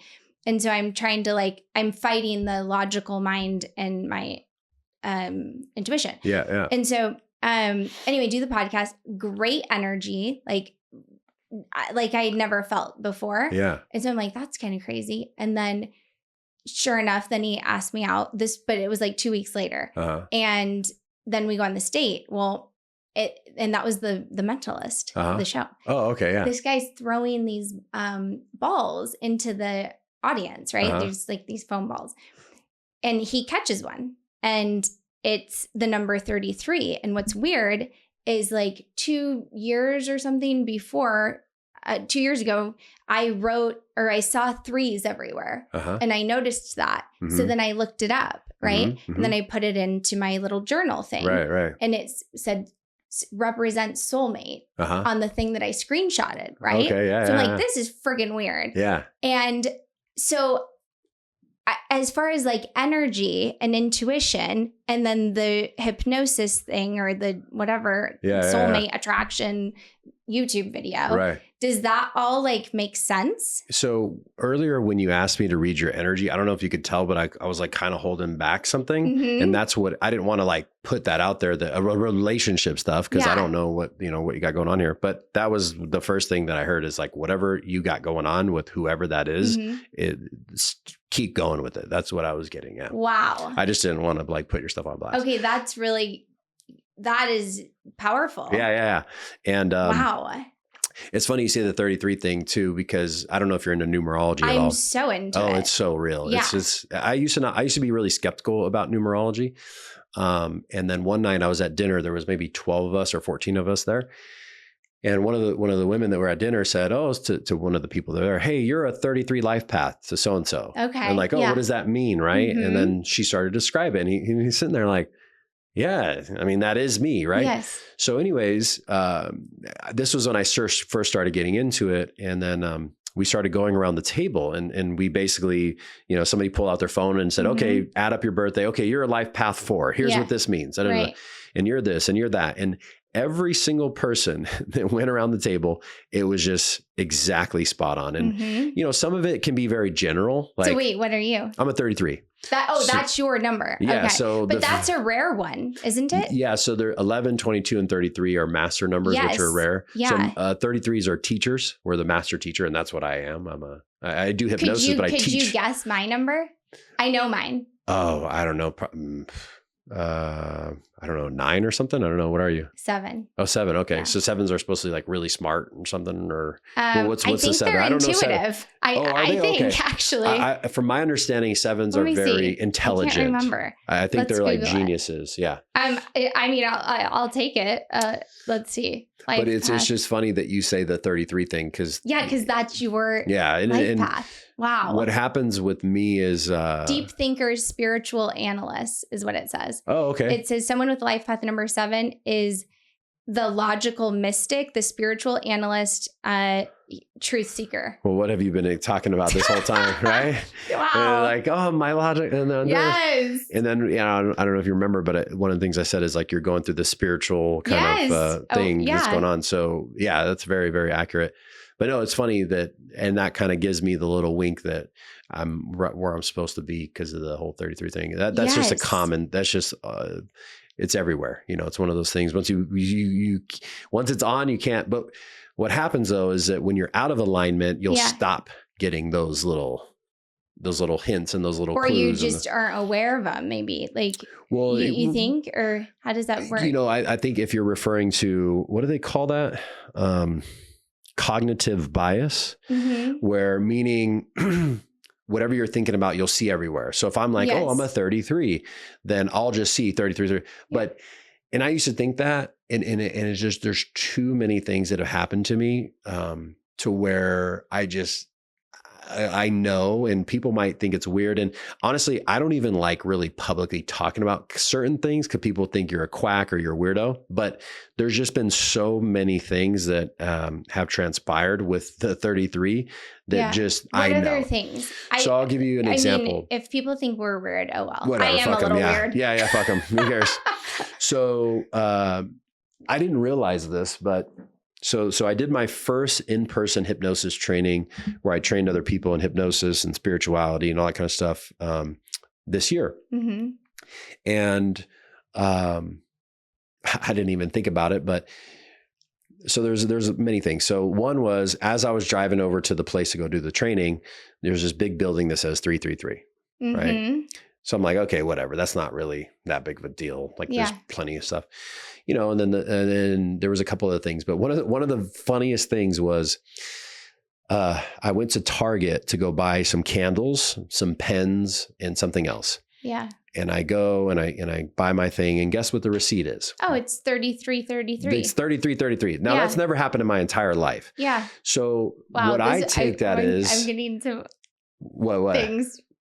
Just keep going, and then I'll tell you what happened to me. That I was like, now mind you, this is me stepping into my teacher mode. I've been doing hypnosis for a long time. I've got it down to a science, and now it's my evolution of teaching other people to make a bigger impact. Yes. Because if I can only work with so many people, and I don't really even take on that many one-on-ones anymore, but if I can train 1,000 people, now we can reach 1 million, right? So, so there's all these little winks, right? But then the craziest thing of all is, I didn't realize this, but the day that I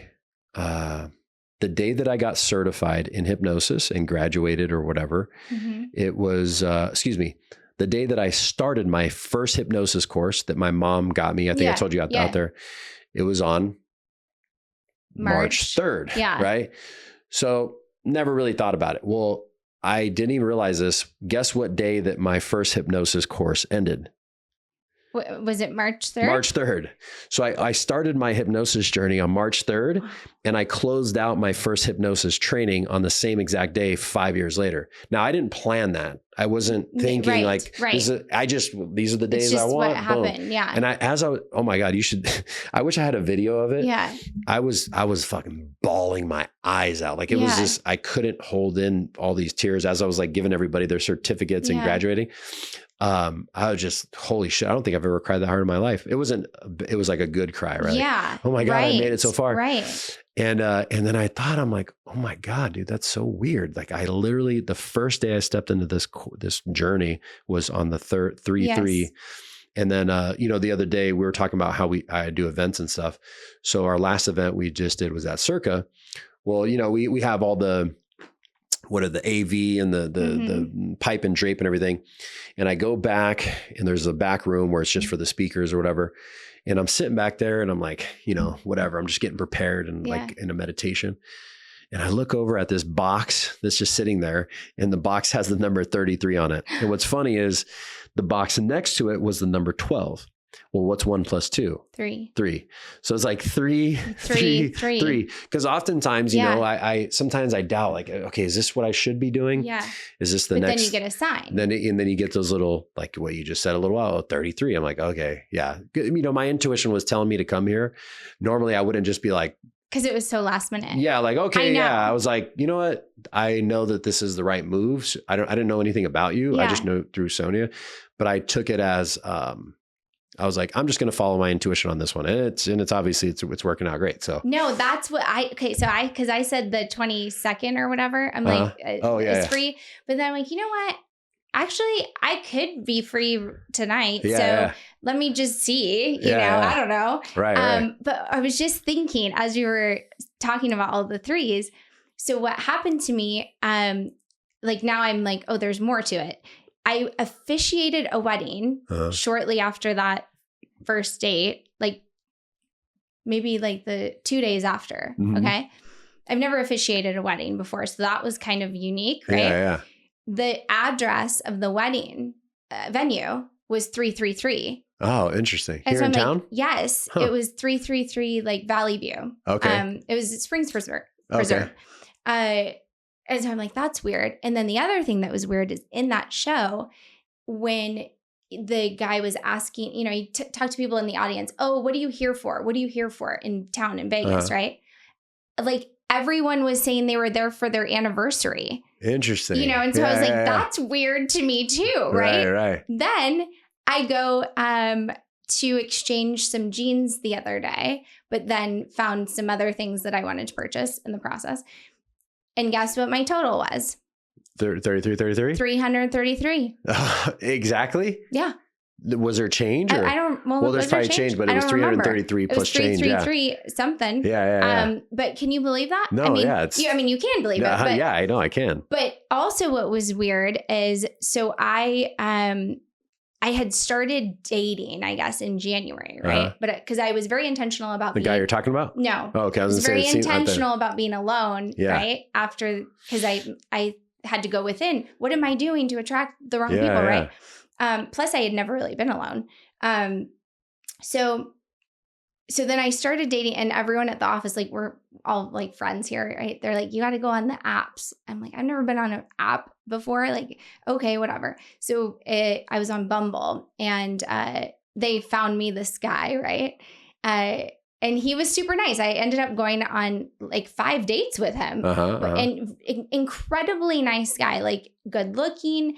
I mean, there's nothing wrong with him, right? But energetically, it wasn't right. Yeah, there's no chemistry. Yes. Yes. And I remember thinking, is there something wrong with me? Because, or is this like, am I just toxic that I can't accept this like great guy, right? And so I was doing all this research. I even purchased a course on this, like, because I thought, okay, maybe I still need to heal some things. Yeah. Well, then I just decided one day, I was like, you know what? It's not me that I'm not toxic. It's just not the right one. Yeah. And the apps aren't the right thing either, because that's just not how I'm supposed to find my person. Yeah. I just know that he's going to just magically happen. Yes, right? That was literally what I thought. Yeah. And I also wrote down all these qualities, right, that I wanted in a partner. And on the first date, he told me he wrote down all of his. Oh, really? So we shared our lists with each other. On the first date. Wow, that's crazy. Yeah. And I was like the things on his list, and he was the things on my list. Like super weird, right? Right. And then like I pull affirmation cards, to get like a message every day. Yeah. So does he. Wow. I mean, what are the chances of that? So many weird things. Yeah. That it's almost like you're in disbelief. Yeah. Because, and then I think that's another thing. It's okay. So once you call this stuff in, how do you don't want to, what's the word? Like self-sabotage? Yep. So what strategies do you have around that? Well, it's funny. Let me comment on what you just said. Okay. When I met my fiance, I did the same thing. I wrote down a list of everything. Yeah. And what's funny is I had a roommate at the time. And, I wrote down like mostly physical qualities because that's where I was at in my life. But it's like men do more physical. Yeah, I was like 5'2", big butt, big boobs, skinny waist, all the things. Like, but also like funnies into fitness, eat healthy, everything. And what's funny is one of my roommates, he found it because it was just laying out on my desk or whatever. And he's just kind of busting balls or whatever. Yeah. And within days, we had a party at the house, and it was a new house we moved into, and my fiance showed up. And what's funny is every single thing that was on my list, she has those qualities. The only thing that wasn't is I put green eyes. Yeah. Which when we had our first daughter, Bailey, my daughter Bailey she kind of has eyes like you, like they're like greenish, hazel. Yeah. And I was like, it's funny how it all comes full circle. So for people who think that shit doesn't work, it really works. And I did it one time. I wasn't like writing down every day. Right. I just like wrote it down. Yeah. And then because I was at a point in my life, I was getting out of my fuckboy stage, and I was like, okay, I need to like grow, you know what I mean? And then it's just like, bam. And then I met her, but it really does work. What did you ask me? Oh, the strategies. Yeah. So here's what happens. Whenever we begin to start to manifest, if there is any blockages, we'll start having what are called non-confronts. So non-confronts are anything that makes you not want to confront something. Okay. So as I mentioned earlier about the sleep hypnosis, people start listening to it and then it starts getting garbled. Well, that's their mind not wanting to confront it. So then it makes it to where they can't hear it. Okay. So non-confronts come in many different ways. It could be getting sick, your body breaks out in hives or whatever. It could be a car accident. It could be you get really, really sleepy, really, really tired. I bet almost everybody who's listening to this right now have probably had a time in their life where they're like, I really need to get this important project done. And they're perfectly fine. Yeah. And they go to do it. And all of a sudden they're like, I'm tired, and they go to sleep. That's a non-confront. So what you have to do is, number one, half the battle is just knowing. If you just understand and you know and you're conscious of what's going on within you, that many times will just clear out whatever the hell. Just going, oh, that came up, that's going on. Okay, let me put that to the side. But the unfortunate thing is that most people just don't know this. Most people think that they're a victim and not even necessarily like, oh my God, woe is me. There is that also, but meaning most people don't realize how much power we truly have and to be able to create. So they think that all these scenarios are happening to them by accident. So like what you said, you start dating this guy, you do all these things and you're like, no, I need to do some work on this because there's something, because you're self-aware. Well, most people would probably go through that and just go, oh, nothing, whatever. There's nothing wrong. I just got to keep going or whatever. So, the strategy is number one, just becoming aware that this is a real thing. And then from there, as stuff bubbles up to the surface, you'll just start to clear it out energetically. So, I mean, I think that it's just really wild to like have my podcast name is Create with Kate. I didn't even know what your podcast name was. I know because we didn't even do the intro yet. This all happened so quickly. But you've said that multiple times. What, create? We have the power to create, and I agree. And that's why like I came up with this name. I mean, it sounds cute together, right? It's like you create the life you want. And I know that because I've done it. Like, I mean, it's just, it's mind blowing. Right. Isn't it funny how we're at like certain levels and then we get there and we're like, and sometimes we forget too where we came from. Right. It's like, we go back. It's when you really take a look at it, it's like, oh my God, I've actually come really, really far. But when you're in the thick of it, it's like, it seems like it's moving so slow, but we definitely have the power. I mean, again, like you said, the reason this all happened is because whatever's going on in your mind that's like, hey, I want to manifest something like this, and then boom. So one thing that I didn't do though, and I was very detailed with my list, I didn't say where he lived. Yeah. So he doesn't live in Vegas. Oh, no? But he's not that far. It's in San Diego. It's funny.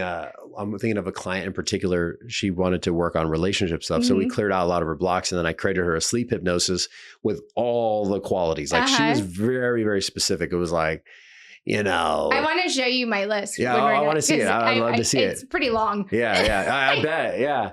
Well, it's funny, like she ended up getting the exact guy that she described, but there was one thing missing. And I think it was like, she said tall or something, but he was like 5'11". Okay. I don't remember. Or like maybe she put 6 foot or something. Yeah, she should have put like 6'3", but I think he ended up being a little bit short. I mean, I don't know if that's short or not, but it's if you really just intentionally, I've done this with social media. It doesn't necessarily work every time because oftentimes if I get stuck on the result and I don't let it go, it'll block it from happening. But I'll be like, okay, I want a reel to go viral. Like I just want something to happen. I want to get 100,000 views. Yeah. And I remember one recently, before I went to bed, I just went, all right. I was like, I want to, reel, like one just explode, go 100,000. And just whatever, I just left it. Well, the next morning I wake up and my buddy, Dr. Steve, he made this funny reel of this dude who's doing those, we were talking about their rapid inductions, but he's doing he's like karate chopping people and they're just falling and he's like, snapping their arm and they're just passing out in hypnosis. And he's doing this reaction video and he's like, oh, all this stuff. Well, the video ended up going and getting 100,000 views like in 2 days. And I'm like, oh, that's so funny.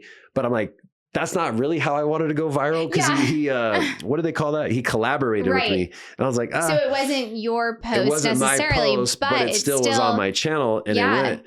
And again, I've done that quite a few times. Again, it doesn't necessarily work every time because sometimes we get so like fixated on like, I want this to happen so bad. And then we block it. But if you just, it's funny. I got to do this again. Right around the time that I created the sleep hypnosis and everything started happening really fast, I'm like, let me try one for like social media and stuff like this. Yeah. So I still have the thing on my YouTube. It's just a private video I made for myself, but it was like my videos go viral, this and that. And I'll probably listen to it like 2.5 weeks. Nothing really was hitting. And then all of a sudden I wake up one day, boom, I had a video. And this is back, I think I have like 120 something thousand followers right now. This is back when I had maybe 20 or 30. Okay. And then boom, this video goes and it's like 38,000 views in like a day. I'm like, what the fuck? Post another one. Boom, that video goes and I'm getting all these followers. I'm like, whoa, what the fuck? But I stopped doing it. I was like, okay, whatever. And then it kind of faded a little bit.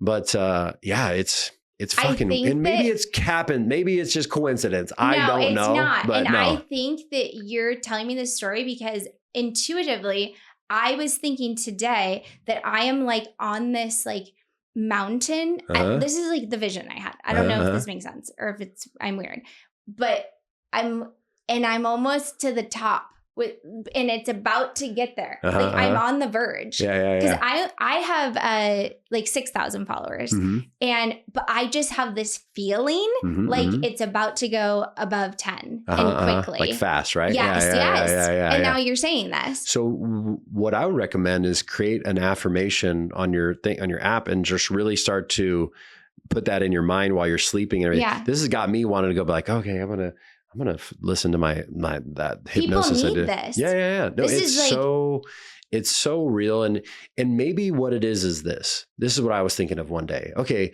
Am I like hacking into the matrix and I'm like manipulating social media? I don't know. But what if all it is this? What if all it is you're telling yourself, now here's another important thing. You got to be specific. If you're just going to say, hey, I'm going to go viral, like you might go viral, get knocked the fuck out. You know what I mean? Like you don't want to. Yeah. So, but maybe what it is this. Typically our mind, well, this video is not going to get views or this one, or I don't know, or blah, blah, blah. And then you start listening to yourself saying, hey, this is going to happen. And then what I believe could be part of it is because you're so focused on that, the insight, the ideas, the inspiration of the thing that's going to make a video go viral, it comes to you. Yes. So does that make sense? So it's like, I like the other day, totally agree. I made a video. I said, the music you're listening to is dangerous. Here's why. Whenever we listen to music, it puts us in a trance. You see that one, right? I did. Yeah. And that one just started and it got so many views. And I think what it was is, again, and I was doing the affirmation and listening to, I think just the inspiration of what to say, how to structure how I say it. I could have said back in position, different words that it would have gone. But it's shit fucking. It works. Also like, okay, so side note, going back to the relationship thing and the list, now I'm piecing all of these things together. That's like, I'm connecting dots right now. Well, are you going to show me your list? Yes, I'm going to show you my list. But we'll see in a little bit, yeah. So his list, he started, he's the person that goes to the hypnosis thing. What do you mean goes to the hypnosis thing? That I told you about when you walked in, he called it hypnotic reprogramming. Oh, yeah. So he started doing that like a year ago or something. Then made his list. And that like, so this was kind of new-ish, right? The last year for him. And now you're like, hypnosis is, and I'm not just saying this because this is what I do. It's literally the most powerful tool when it comes to changing your brain. It's the other day I was watching, have you seen the Tom Brady roast? Did you watch that on Netflix? No. You got to watch it. It's really funny. But anyways, I'm watching this. Because he likes Tom Brady too. Oh, does he? But I guess what guy doesn't? Right? Yeah, I guess, right. Well, what's funny is I'm watching this roast and I'm observing all these dudes and their behavior and how they speak and just their whole aura and everything. And I'm like, man, these dudes are really powerful, really confident, just alpha dudes. Like they're at the top of the top of the top. And so I'm just observing, and I thought to myself, I was like, I wonder if these types of dudes like Rob Gronkowski and whatever, Julian Edelman and all these guys, I wonder if they do this kind of work. Yeah, which I think they probably do. Well, so I'll tell you. So, and I thought to myself, or are they just natural, right? They just got the mindset, they just crush. Well, what's funny is I have a client of mine who used to play for the Patriots. Well, we were on a phone call yesterday, and I said, "Hey, man, have you seen the roast and this and that?" And he's like, "No, I saw some clips. I heard it's funny." And I was telling him what I was just telling you about. Like I was watching it. He goes, "Dude, you know that Tom Brady's dad is a hypnotist, right?" And I was like, "No, I heard something about." So when he was in high school, he used to, apparently, according to my client who played for the Patriots. So this is like right there, it's not some random. So when Tom was in high school, he used to hypnotize him. And then when he played college football, he also used to hypnotize him. Wow. Now he ended up I had my second daughter through hypnobirthing. Okay. So we had a doula come to the house. Yeah. They put this big, huge like plastic tub. And when my girl started to feel contractions, I just hypnotized her to feel no pain. Wow. Yeah. Yeah. So no pain medication, no epidural, no nothing. So well, Tom Brady, he actually gave birth to his ex-wife. I think he has 2 kids through using hypnobirthing. Okay. Yeah. So I was listening to that, and so many people have used hypnosis to help them be high performers. But it doesn't surprise me that this guy that's probably why he's like the greatest, what does he do, or what's his? Well, Tom Brady, I was saying. Okay. But he can't get his relationships. He's got some clearings to do there. Yeah. Okay, wait. I'm trying to pull it up. I need that little clip right there, the Tom Brady clip. Yeah, what? I should make a video on that. Like, did you know Tom Brady's dad is a hypnotist? Absolutely make a video on that. He did a hypnosis birth with both of his kids, especially right now because of the roast and everything. Yeah. Yeah, that's a good idea. And you should make a video on We're talking about it, and then the inspiration comes. I know. And I bet you that video will get a ton of views. Well, I think I made a video, or maybe I didn't. I can't remember. I think I did. But on, and you were saying this, the resistance, right? Like, so if you're trying to control it so much, like I have to get views, but I have to do this, I have to do that. Then you're not going to be as creative. So I believe you have to like surrender, just open yourself, and open up, and then you will get like the downloads or whatever. No, they're downloads. Yeah. And but then you just have to trust it and take action. Yeah. So like when you get the idea, you have to create it and post it. Right. And don't overanalyze it. And just post and go. So you just got to do it. Just get it out there. So let's see these affirmations. I got it. Why is it not coming up now that I'm trying to show you? It's funny with the downloads, right? If you literally, for those of you watching at home, if you ever want to get information, if you literally just say out loud in your head, give me the answer. What is the answer? Yeah. Please tell me the answer. And then you just let it go. You will be surprised at how fast whatever the solution is comes to you. So that's how I even ended up here. Let's see what we got here. It's pretty lengthy. Yeah. Ready to commit to me. Strong hands. Likes to give neck massages. That one's funny. No, you'll laugh. I got descriptive. Oh, do you have kids? Yes. How old are your kids? They're 8 and 10, and so are his kids. Oh, really? Yeah. They're both the same age? Oh, that's wild. Yeah. Once a part of Lila and... That's my daughters. Lila and Livy. Livy. Mm-hmm. Oh, those are cute. I have Bailey and Bobby. Oh, cute. Yeah. I love that. Loves and cares for them, makes them a priority, isn't jealous, understands the importance of maintaining a healthy relationship with Adam for the girl's sake, excited to commit, cherishes me. We have a deep, meaningful conversations, looks at me with admiration. I look at him the same way, believes in me, pushes me to pursue my passions, supportive, loving. He's so deeply passionate about life and love. We connect on a soul level, the most intense chemistry and unconditional love I've ever felt. I was very descriptive, right? Yeah. No, this is amazing. Smile, generous, never makes excuses. I even said podcaster. He has a podcast. Really? Yes. It's somewhere in there. Wow, you are very deep. I was like, I am not getting this wrong. Looks at me in awe like Noah looks at Allie. That's from The Notebook. This is hilarious, actually. Like, that's my social media presence, the way I touch lives. He shows the girls how much I could be treated. Wow. No, this is powerful. And what did you just do it once? And then did you look at it? I made some, I had awesome. Added to it a couple of times. But somebody told me to do that and to be very descriptive. And so I was like, okay, I'm going to do it. And it all came exactly what you wanted. Yeah. Yeah. And but now that it's here, I'm like, oh my gosh, this is overwhelming. This just came to me right now for anybody watching because a lot of people want to know, how do I manifest? What's the technique? What do I do? Let me just share this with you. 90% of manifestation, of creation, is not about the technique. Do I write it in my phone? Do I write it down? Do I put a picture on my wall? It's not about that. 90% of manifestation and creation is your intention, meaning your willingness to do it. Yeah. So if I told you, hey, in order for you to manifest a guy, you have to go do a handstand for 30 seconds in a row, and you have to do that every day for 7 days. Well, guess what? Just by you doing that, because your intention is, hey, I'm doing this so I can manifest a guy in my life. That's the power of it. It's not necessarily about the exercise. Yeah, that will help, obviously, writing things down and getting clear, but it's your willingness to do it. So just by you being willing to take the time to think about what you want and get clarity and then write it in your thing, that's what it is. Whether you did it on your phone, whether you said it out loud, whether you wrote it on a piece of paper, or you had a picture of what it would look like, all the techniques work. They all work. The vision boards, the spell casting, whatever the fuck. It's just a matter of, are you willing to do it? And when you're willing to do it, it'll happen. What?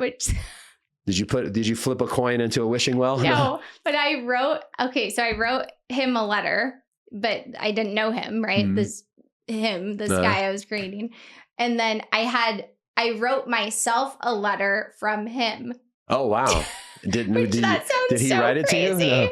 But you see how much intention you put into it? I put a lot of intention. You put a lot of intention, and then it's all happening. It's all here. And then the reason that he didn't ask me out for 2 weeks was because he was like, well, she doesn't live in the same place, right? Like, so that, but then you couldn't stop thinking about the energy, right? So then he did ask me out, and here we are. But it's still like, so are you going to put this out on the podcast, or it's a little too soon? Maybe later put it out. Yeah, later. You're like, but we'll cut. Cut that part, and then. Because no, you don't want to be weird, right? You don't want to be a creep, and you watch it like, wait, what? But no, I'll tell him about it because he'll be fascinated because he loves all the same stuff. He had his hypnosis thing. Maybe this was like a few weeks ago, and he said, well, he I guess goes down this like dark staircase or something, opens a door and goes into his childhood home. Yeah, and then he was in the kitchen with his mom. She was baking cookies. I'm like, this is really interesting how all of this, because I've never experienced this. And then he looked at the kitchen table, and it was his ex-wife, his ex-girlfriend, and me. Oh, wow. And the ex-wife and the ex-girlfriend, I guess, got up from the table and like ran away. Interesting. So what does that mean? He's like cutting them off now, like energetically, like, okay. That's what I asked. Like, he said that he, I guess, had set the intention, however long ago, within the last year, of attracting a partner that wasn't avoidant. And so he was thinking that was like a representation of that their I'm being not avoidant. Right. Yeah. They were and you're not. Interesting. So would I know who this person is? The person that I'm seeing? Yeah. I don't know. Oh, I don't know. I don't know. Somebody that was connected or something. But I mean, you might know him, but I don't know. I'll show it. He was look after. Yeah. But yeah, I that is great confirmation that you felt that energy too. Yeah. And that you were just holding back. I was like, I don't want to say this on a podcast. Be like, hey, whoever you're dating right now, that's like the right thing to do, whatever that is. I don't know if I'm not going to say he's the one or he's not, but definitely whatever you got going on, just keep going with that. So I just need to ask you real quick, because we can't forget about this. The Joe Rogan thing. Like, let's talk about that, because when did that happen? Because you were talking about manifesting followers and calling that in. I imagine like you got a ton of followers from that. Yeah. No? So what happened is when I went to my hypnosis course, my mom bought me. I had no intention to do this as a living, but I went to it, and it was like, so earlier you said something about something. You said something took you over and made you buy a book or something about your dad. I had like a vision, and then but then you felt like something was controlling you or something. Yeah. So that's what we call our higher self. Okay. So our higher self. So we have our conscious mind, our subconscious mind, and our higher conscious mind. In religion, they would refer to it as the Father, the Son, the Holy Spirit. Okay. So the Holy Spirit is your higher self. It's your connection to God. So our higher self is with us all the time. It's just that it will not interfere unless we want it to, meaning it won't come into us. This is a whole nother topic for another day. But but at times what happens, especially when we're in an elevated state, so our higher self is such at a high vibration that if we're not in an elevated vibration, it won't be able to essentially come inside of us. That sounds disgusting. But you know, when people are at church and they feel like, oh, the Holy Spirit is inside me. Yes. That's your higher self, which is your connection to God. So, when I went through this hypnosis course, that's what it felt like exactly what you're saying. I'm like, oh, this is what I'm supposed to be doing. I don't know what it is. Why? Yeah. So anyways, long story short, 6 weeks later, I went to, it was funny because it was one of those like divine timing moments where I hit up my buddy. I'm like, yo, can you help me go across town to get a couch so I can have my hypnosis client sit on this couch? Yeah. And because he's the only person I knew with a truck. So he's like, yeah, but we got to be fast because I'm going to go to the UFC Performance Institute and have lunch with our buddy Julian, who's our training partner, our jiu-jitsu training partner. So like, we got to be fast. So we drive over there. Well, when we get there, the guy's just taking forever. Taking forever. So by the time we loaded up and we're leaving, he's like, yo, man, I got to go to lunch. You want to just go with me? Yeah. So I'm like, fuck yeah, I want to go to the UFC Performance Institute, bro. Like that's that's epic. So we went, and then my buddy was asking me, Julian, he's like, yo, man, he's like, I see you posting this stuff about hypnosis and all that. He's like, what is it? What is it all about? And I said, rather than me telling you, let me just show you. So we went upstairs in this private room at the Performance Institute. And so I hypnotize him, whatever, pull him out. He's feeling great. Well, as we're walking down the stairs, we end up crossing paths with one of his training partners, Khalil Roundtree. So we're chit-chatting back and forth. My buddy's like, yo, man, my boy just hypnotized me. I feel great right now. Like, you got to work with him. So it just so happened he had a fight coming up the very next week on the biggest pay-per-view card of the year at that time. So this is 5 years ago. That was when Israel Adesanya fought Kelvin Gastelum. Okay. Well, Khalil, he was coming off of a loss, a really devastating knockout from this other guy, Johnny Walker. So he was coming in with all these like insecurities, like, oh man, is this going to happen again? Am I going to lose? And whatever. So anyways, I work with him. We do a handful of sessions leading up to the fight. And mind you, it's literally a week from that day. So I don't have much time. So we do our thing. We clear out whatever. And what's funny is, on that Saturday, I'm sitting there at my house, my buddy's house, and we're like maybe 20 of us that are all jiu-jitsu training partners. And he's about to come out and watch, to do his thing. And I'm sitting over there in the corner all by myself. Nobody's really paying attention. And nobody even knows that I worked with them because I didn't tell anybody because of client confidentiality. But anyways, I'm like sitting on the couch like this, balled up because I'm so nervous. Right. I had like this pillow in my lap. Yeah. And I'm like biting my nails and shit. Like my binky fucking pillow keeping me safe.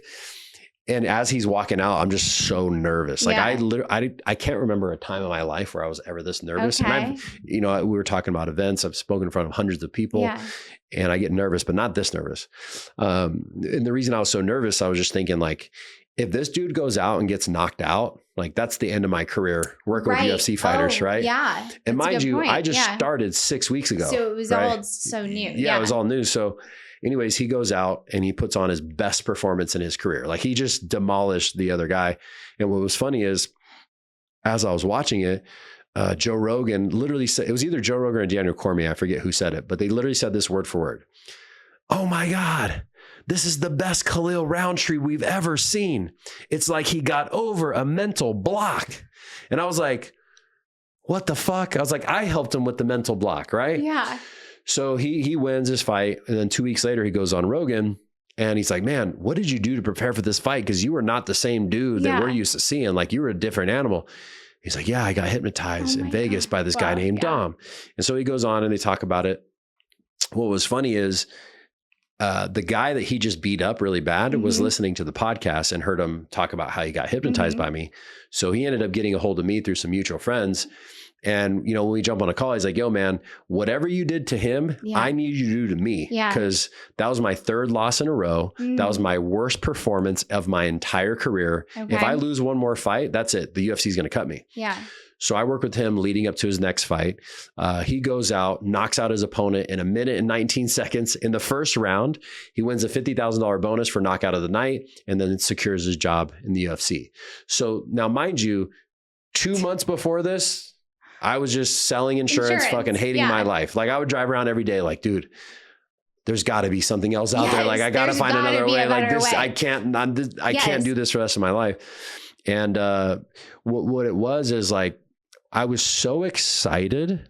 I didn't, what's funny is I took a pay cut to do hypnosis. But I didn't care because I was like, you know what, dude?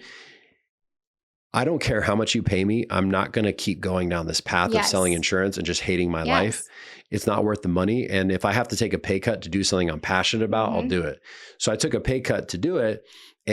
But because I was so excited and I was just like every day just posting and this and that, that just charged up my manifestations. So it was really surreal. Now it's years later and I still talk about it because it's like my story. Yeah. But it was funny. Like I've been watching UFC for fucking since I was in high school and Joe Rogan and stuff. So it's funny. Like I'm driving around listening to Joe Rogan. And then just a couple weeks later, I remember exactly where I was in my shitty 2-bedroom apartment at the time. I was in my underwear. It was like 9:00 at night or whatever. And I'm sitting there eating a bowl of Kicks. Yeah. And I'm listening to the podcast. And then I just hear him say, oh, your name? I got hypnotized by Vegas. And I'm like, I literally just started getting, what? Holy shit. I'm like, oh my God. I remember just telling everybody. Yeah. And what's funny is, since then I've worked with, I don't know if you know Brian Callen. So he's a famous comedian. He's one of Joe Rogan's main buddies. They do the podcast, but I've hypnotized him. Eddie Bravo, he's a jujitsu guy. I did a raise your metabolism hypnosis with him. It's just weird because all these guys are like, back in the day, I was like, I looked up to these people and now they're just kind of like my peers, It's just really weird. But what's also interesting, one of my good buddies who lives out here, he owns this company. It's Told Flip-Flops. So they make custom flip-flops out of like ostrich and stingray and all this cool stuff. But I worked with him like a little bit over maybe about 2 years ago. He was in a bad place, but then I worked with him and his business just started exploding. Yeah. Well, a year later, he ended up... He's a fighter that just poked his head. Who is it? Is he a UFC guy? I don't know if he did UFC, but I know I don't know anything about that. Yeah, no. But all the different types of fighting. Yeah. I know he does MMA. Oh, cool. But yeah, my buddy, he ended up getting an endorsement from Joe Rogan. Literally, God. These are the best flip flops I've ever worn, and this and that. That's wild. So it's just weird, how that happens. But to answer your question, it didn't really give me a lot of followers because he just talked about it. And I don't even think I had the name Dom the Hypnotist I didn't. I didn't have that. Okay. It was like my Instagram I was like all insecure about being a hypnotist, right? Yes. Yeah. So I was like the mind guide or whatever. Yeah. And so I didn't really but what it did do is it gave me a lot of credibility really fast. So within that first 6 months, I worked with like 17 different NFL athletes. I just started DMing them like, yo, you want to do?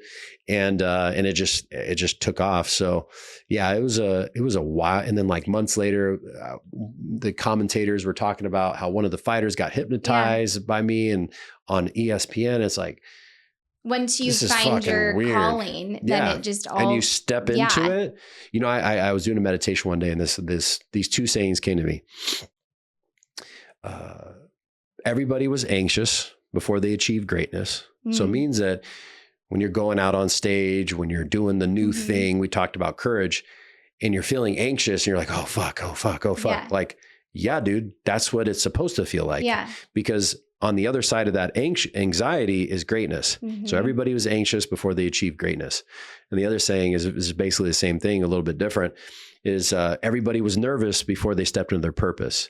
Yeah. So like when you find your calling and your purpose, it's going to be nerve wracking. You're going to go, fuck, can I really do this? Can I really make money at this? Can I really make it happen? Is it worth it? Am I going to quit my job? And, you know, you feel it, and that's normal. That's what you feel. You feel that nerves of like, okay, but when you step into it, be ready, because things will start going. It starts happening really fast. And it's like, boom, all of a sudden, you know, you're here. So it's been a fun journey. Has happened to me. I mean, that's literally how I ended up working here. Cause I'm a realtor, and that's how I started following Ryan, his real estate.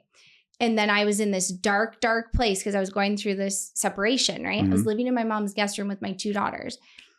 Like, what am I going to do with my life? Like, I was scared because I was making money, but I'm like, I need to make twice as much to maintain this lifestyle and all these things. So I said a prayer and I documented it, and I was like, God, wherever you want me, I'm just going to trust you. I don't know whatever it is. I don't know. And, I got a call the next day about a sales position. Okay. Here. And it didn't honestly really make sense for me to even be called. Like, I mean, I have sales experience, but not high ticket sales, over Zoom. Right. But for whatever reason, you know, because it was meant to be, obviously, I got that call. I pulled over for the phone interview, and there was this camper in front of me. And on the back, it said something about Jesus and something. And I took a picture of it. So I was like, okay, this is weird. That's weird. Yeah. And then he's like, what, do you want to just come in for an interview like right now? And I'm like, okay, you know, kind of like what happened today. And so I come in, and it was just like really good vibes, and I just couldn't explain it, this feeling. And he like called me right away to offer me the position. I mean, I didn't even have time to think about it. And I just said, like, I don't know. I feel like this feels right. So I was selling at first, so a totally different position, right? Well, through that process of high ticket sales on Zoom, that's where I discovered my gift, which is to help people identify what their gifts are, so that then they can share it online. So I would sell them the package at the time, which was us editing their content and coaching them while they were filming. And then they would come back to me for more coaching after I already sold them. Because once you sell them, then you're supposed to be done, right? They just kept coming back. And so then that just became what I did, is I coached them on that. So one guy, he real estate investor and engineer, I discovered that he reads tarot cards. He had never told anyone because he was ashamed of it. He didn't want to share that. He starts, I said, well, why don't you just give me a reading? I love that stuff, you know? Which is also controversial because I'm a Christian and you're not supposed to like it. I was curious about that. But I believe what I believe, and that's me just listening to my heart. Call it, you know, people will judge. But so he starts doing these readings, and these readings are phenomenal. He's so good at it. And he has now, like, his life has just completely expanded. He's done so well in real estate, so great on social media. You know, when he first started, he was like, he honestly wanted to give up. But now, like, that he tapped into his like gift, you know, that he could still be a real estate investor, an engineer, and read tarot cards. Like, you don't have to just be one thing. He's gotten lots of clients from it too. At the end of the day, it's funny how I help people make their videos. I do editing. No, it's like it's way deeper than that. Because if you can help really people, you know, if people just get over their fear of, and I get it because I've been there, so many possibilities open up for you. Relationships, connections, friends, money, lifestyle, like everything.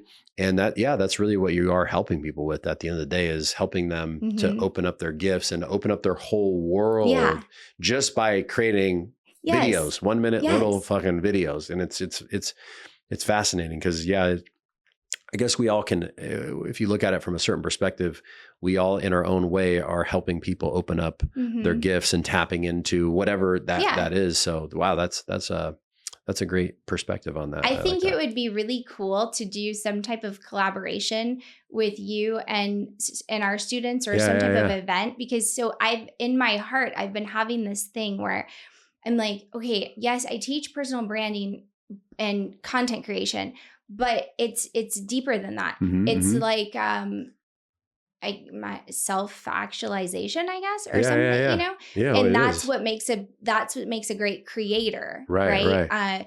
And that's how you can really create impact, which is the whole point. That should be the intention of creating. It's not for virality. Right. It's for you to change lives. And that's and for you to embrace all that you are and be okay with sharing it, because so many of us are just conditioned to not celebrate ourselves because that's conceited. But like, who says it's conceited? If you celebrate your success and you share that with others, then you show them the possibilities. Right. So then they can look into their inspiration gifts. from it. Well, if anybody's looking at that, a lot of times it's something within themselves that's really a reflection of what they need to work on themselves. And I mean, you could celebrate yourself without being arrogant, without being a cocky bastard. You could just, there's a way to do it. Yeah. But no, I agree. Yeah, I'm definitely open to figuring something out. I would love to do something like that. I think that would be so powerful. And imagine like the possibilities too, if you had someone that, I'm sure you do this already. Do you do this with social media? Like where they clear people's blocks? Yeah. Yeah. Absolutely. Okay. So you already have testimonials of them going easy. From. Again, once you get people to clear out what's holding on, and then you can get them to elevate their state, and you plant those seeds of what we were talking about earlier about the action affirmations, right? Yes. The action why and things like that. It's just, I've seen it so many times. Just people suddenly they just blossom and they become this. So they start a podcast or they do this or that. So no, we can definitely. With my podcast too. Like I've only officially launched 3 episodes.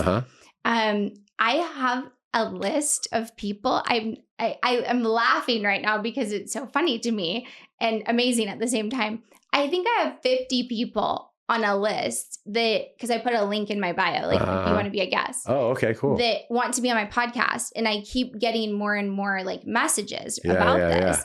And I haven't even like really, I mean, you're 3 episodes in. Right? But I have so many that I've filmed now just because people are like, I purchased all of this stuff. This was all me. So this isn't the company, because I just decided I'm going all in on podcasting. Yeah. And I think when you just decide this is who I am and this is what I'm doing, then things just come to you. 100%. It's just a decision of, hey, this is what I'm doing. Yeah. And you don't need to necessarily know the entire roadmap. Right. You just got to know like the next step, the next step. And eventually you put one day I was on the phone with my COO and I said, life is like a 5,000 piece puzzle that just gets dumped on your table.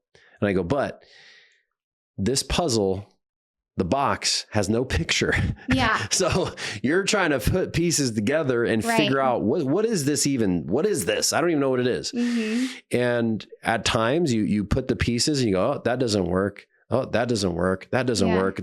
Click. And then it clicks. Right. And then you start putting, and then before you know it, you have this beautiful picture. Where people go wrong is they put one piece and they go, oh, the pieces didn't fit. Right. Oh, this isn't meant for me. Or, oh, this is never going to happen. No, dude, you literally have to keep putting, you just keep putting the pieces. And then all of a sudden it's like, bam. And then if you're like me, you go, okay, that was fun. Let's do another one. Yeah, right. Let's make a bigger one. On myself. Yeah. But that's so true. I mean, I don't even have, this is my sign. It's not even up on the wall yet. Did you mean that to be on the wall? No, I mean, that's because this is just so new. You got to just do it though. And you just rip it. You do. You have to just do it and everything will fall into place. Like I totally believe that. So, oh my gosh, we need to have another one of these because, I need to get you, for sure on Wealthy Creator. That's already happening. That's Justin's podcast. Oh yeah. So I want you, and then we have we have several podcasts here. Wealthy Creator, Wealthy Business. Wealthy Investor. Okay. And then there's Ryan's podcast, The Wealthy Way. And we've had some just phenomenal guests. Like, I follow some other people that have been on his podcast and stuff like that. And I mean, he had see it Tony pop up. Robbins. Like, oh, did he? He did a virtual cool. one with Tony Robbins. Do you know Aaron Dowdy? He's you should look him up. They're very similar. Like, he does what is it called? Like, I don't know what he labels himself as, but it's all about manifesting, right? Setting intention, meditation, just all spirituality like stuff. It's really cool. Numbers, or maybe he doesn't talk about numerology. What's his name? Remember Aaron Dowdy. I'll have to look him up. Yeah, I mean, he's in millions of. No, he was just on Ryan's, and he's got millions of followers on YouTube, and I mean, I really love his content. I think you would like it too. Because it's very it's all spiritual aligned. And stuff. Yeah. But no, he's had so many great guests. And this is another thing too. I'm going to have to wrap this up because I'll talk to you all night. I know, right? I think of someone I want on the podcast, like for him, right? Because he's obviously has more reach. Ryan. Okay. Yeah. And then I'm not kidding you. Then they will be in the studio like shortly thereafter, later, 2 weeks later. I was like, I want Ed Milet at WealthCon. And I remember the COO, he was like, yeah, probably not. He's kind of, he's maybe out of our he's like budget or something. Right. And sure enough, he's at WealthCon, and now he's going to be at our Kingdom Summit that's at the end of this month. Oh, nice. I love Ed Milet. There's another girl, Jen Gottlieb. Love her. I listened to her podcast. That woman. Yeah. She's fantastic. And I would listen to her when I was going through all my struggles in my marriage and stuff. And then she's here, right? In the studio. Oh, wow. Isn't that funny? You're just listening to her, and all of a sudden, did you meet her? Or? Oh, yeah, there's more. I don't know who she is, but I know I follow her. She grabbed my hands because I told her, thank you for your podcast. Like, I really loved listening to it. And told her I was going through a divorce and all this stuff. This was last July.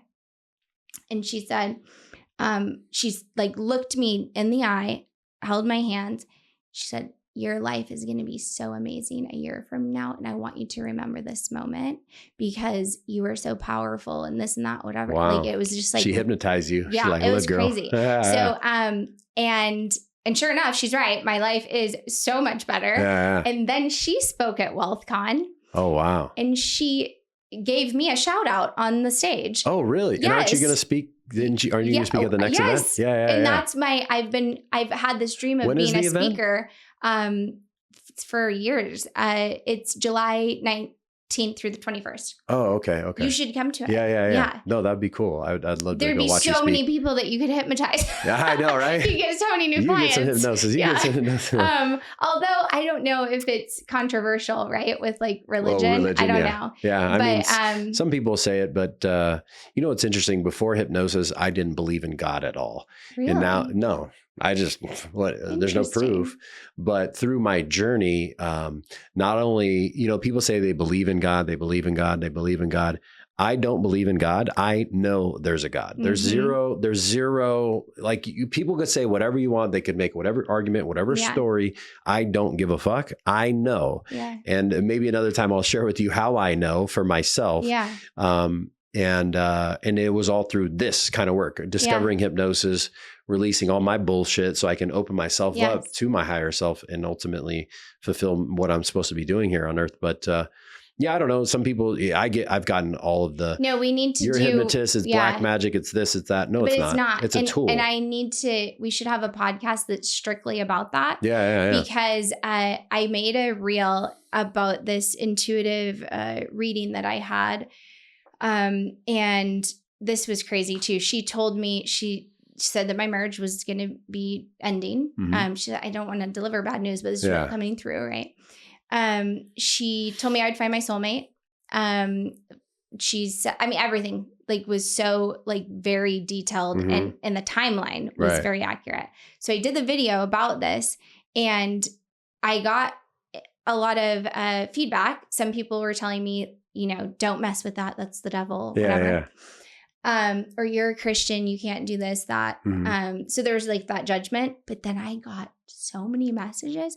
What's the name? What's her name? From your Christian friends? And they got readings and they were like blown away. Thank you so much. Yes, probably. Yeah. No, so it's I'm real. like, we need to talk about this. Yeah, we need to talk about like how you, because I believe that too. I know it. I know that like God is not, this isn't witchcraft, right? Like this is not it could be used as a negative tool. But it could be, but it's not. It's the intention of the user. So I can't say knives are bad or guns are bad or this is bad. It's who's using it. Look, you're being hypnotized every single day.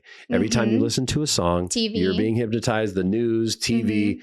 But is the hypnosis empowering you? Is it helping you further your life, or is it disempowering you? Is it making you go, oh, I'm going to go drink and do drugs with my friends? Or is it like, hey, you should live the life that you ultimately want to live? Is it hypnotizing you to go, oh, the wars and the famine and everything's going, or are you being hypnotized to create an amazing life? So it has nothing to do with witchcraft. It's not, but I thought that too. So I get it. I get why people think that. Well, I think there's a big audience out there for us that need that message because they're afraid to share what they really feel because they think, oh, I'm a Christian, so I can't do this or that. Yeah.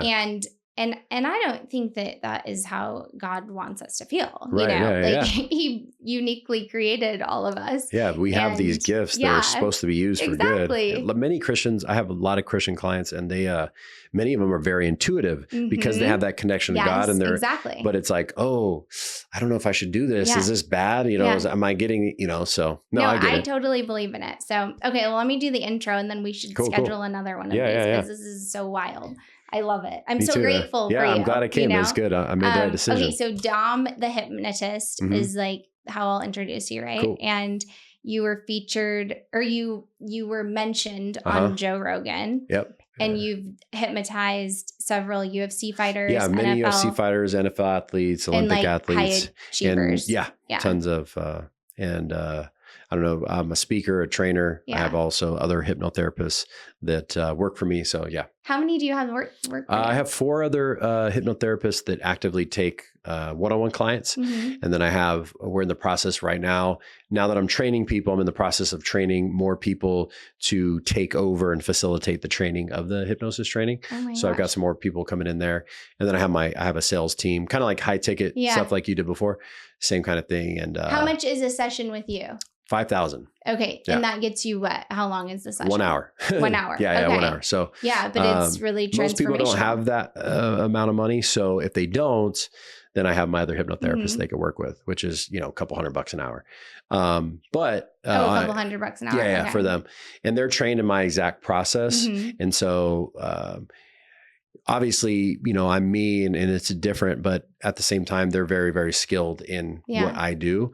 And if not, again, the reason why I started charging so much is because when I was charging $2,000 an hour or $3,000 an hour, my schedule was so booked that I didn't have time to build out the systems and the processes and the trainings and everything for this next evolution. So I had to go, okay, what's a number where I won't hardly get any people? And like that 5 number, people go, oh my God. So what's interesting to me though, and maybe I'm the vessel to deliver this message. So I think you could charge way more. Yeah. Oh, well, thank you. I appreciate that. Yeah. So Ryan, he does one-on-one coaching and it's for a year, once a month. But he charges $100,000 for that. For the year? For the year. So it's like $8,000 a session, basically. Yeah.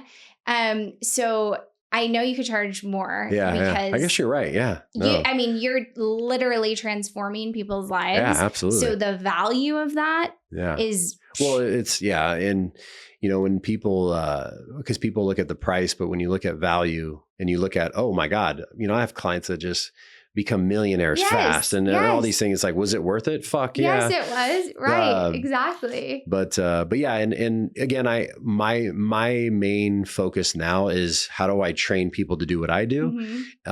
Whether it's learning the hypnosis process. And then like I have a retreat coming up in 6 weeks. We're going to Tulum. I rented out this boutique hotel. Yeah. So wait, send me the info. Can anyone go? Yeah. Yeah. I mean, it's not anybody. It's limited to 10 people. I think we have only 4, 10 people. Yeah. I think we have four spots left, but it's an intuitive training. So I teach people how to do, are you familiar with remote viewing? No.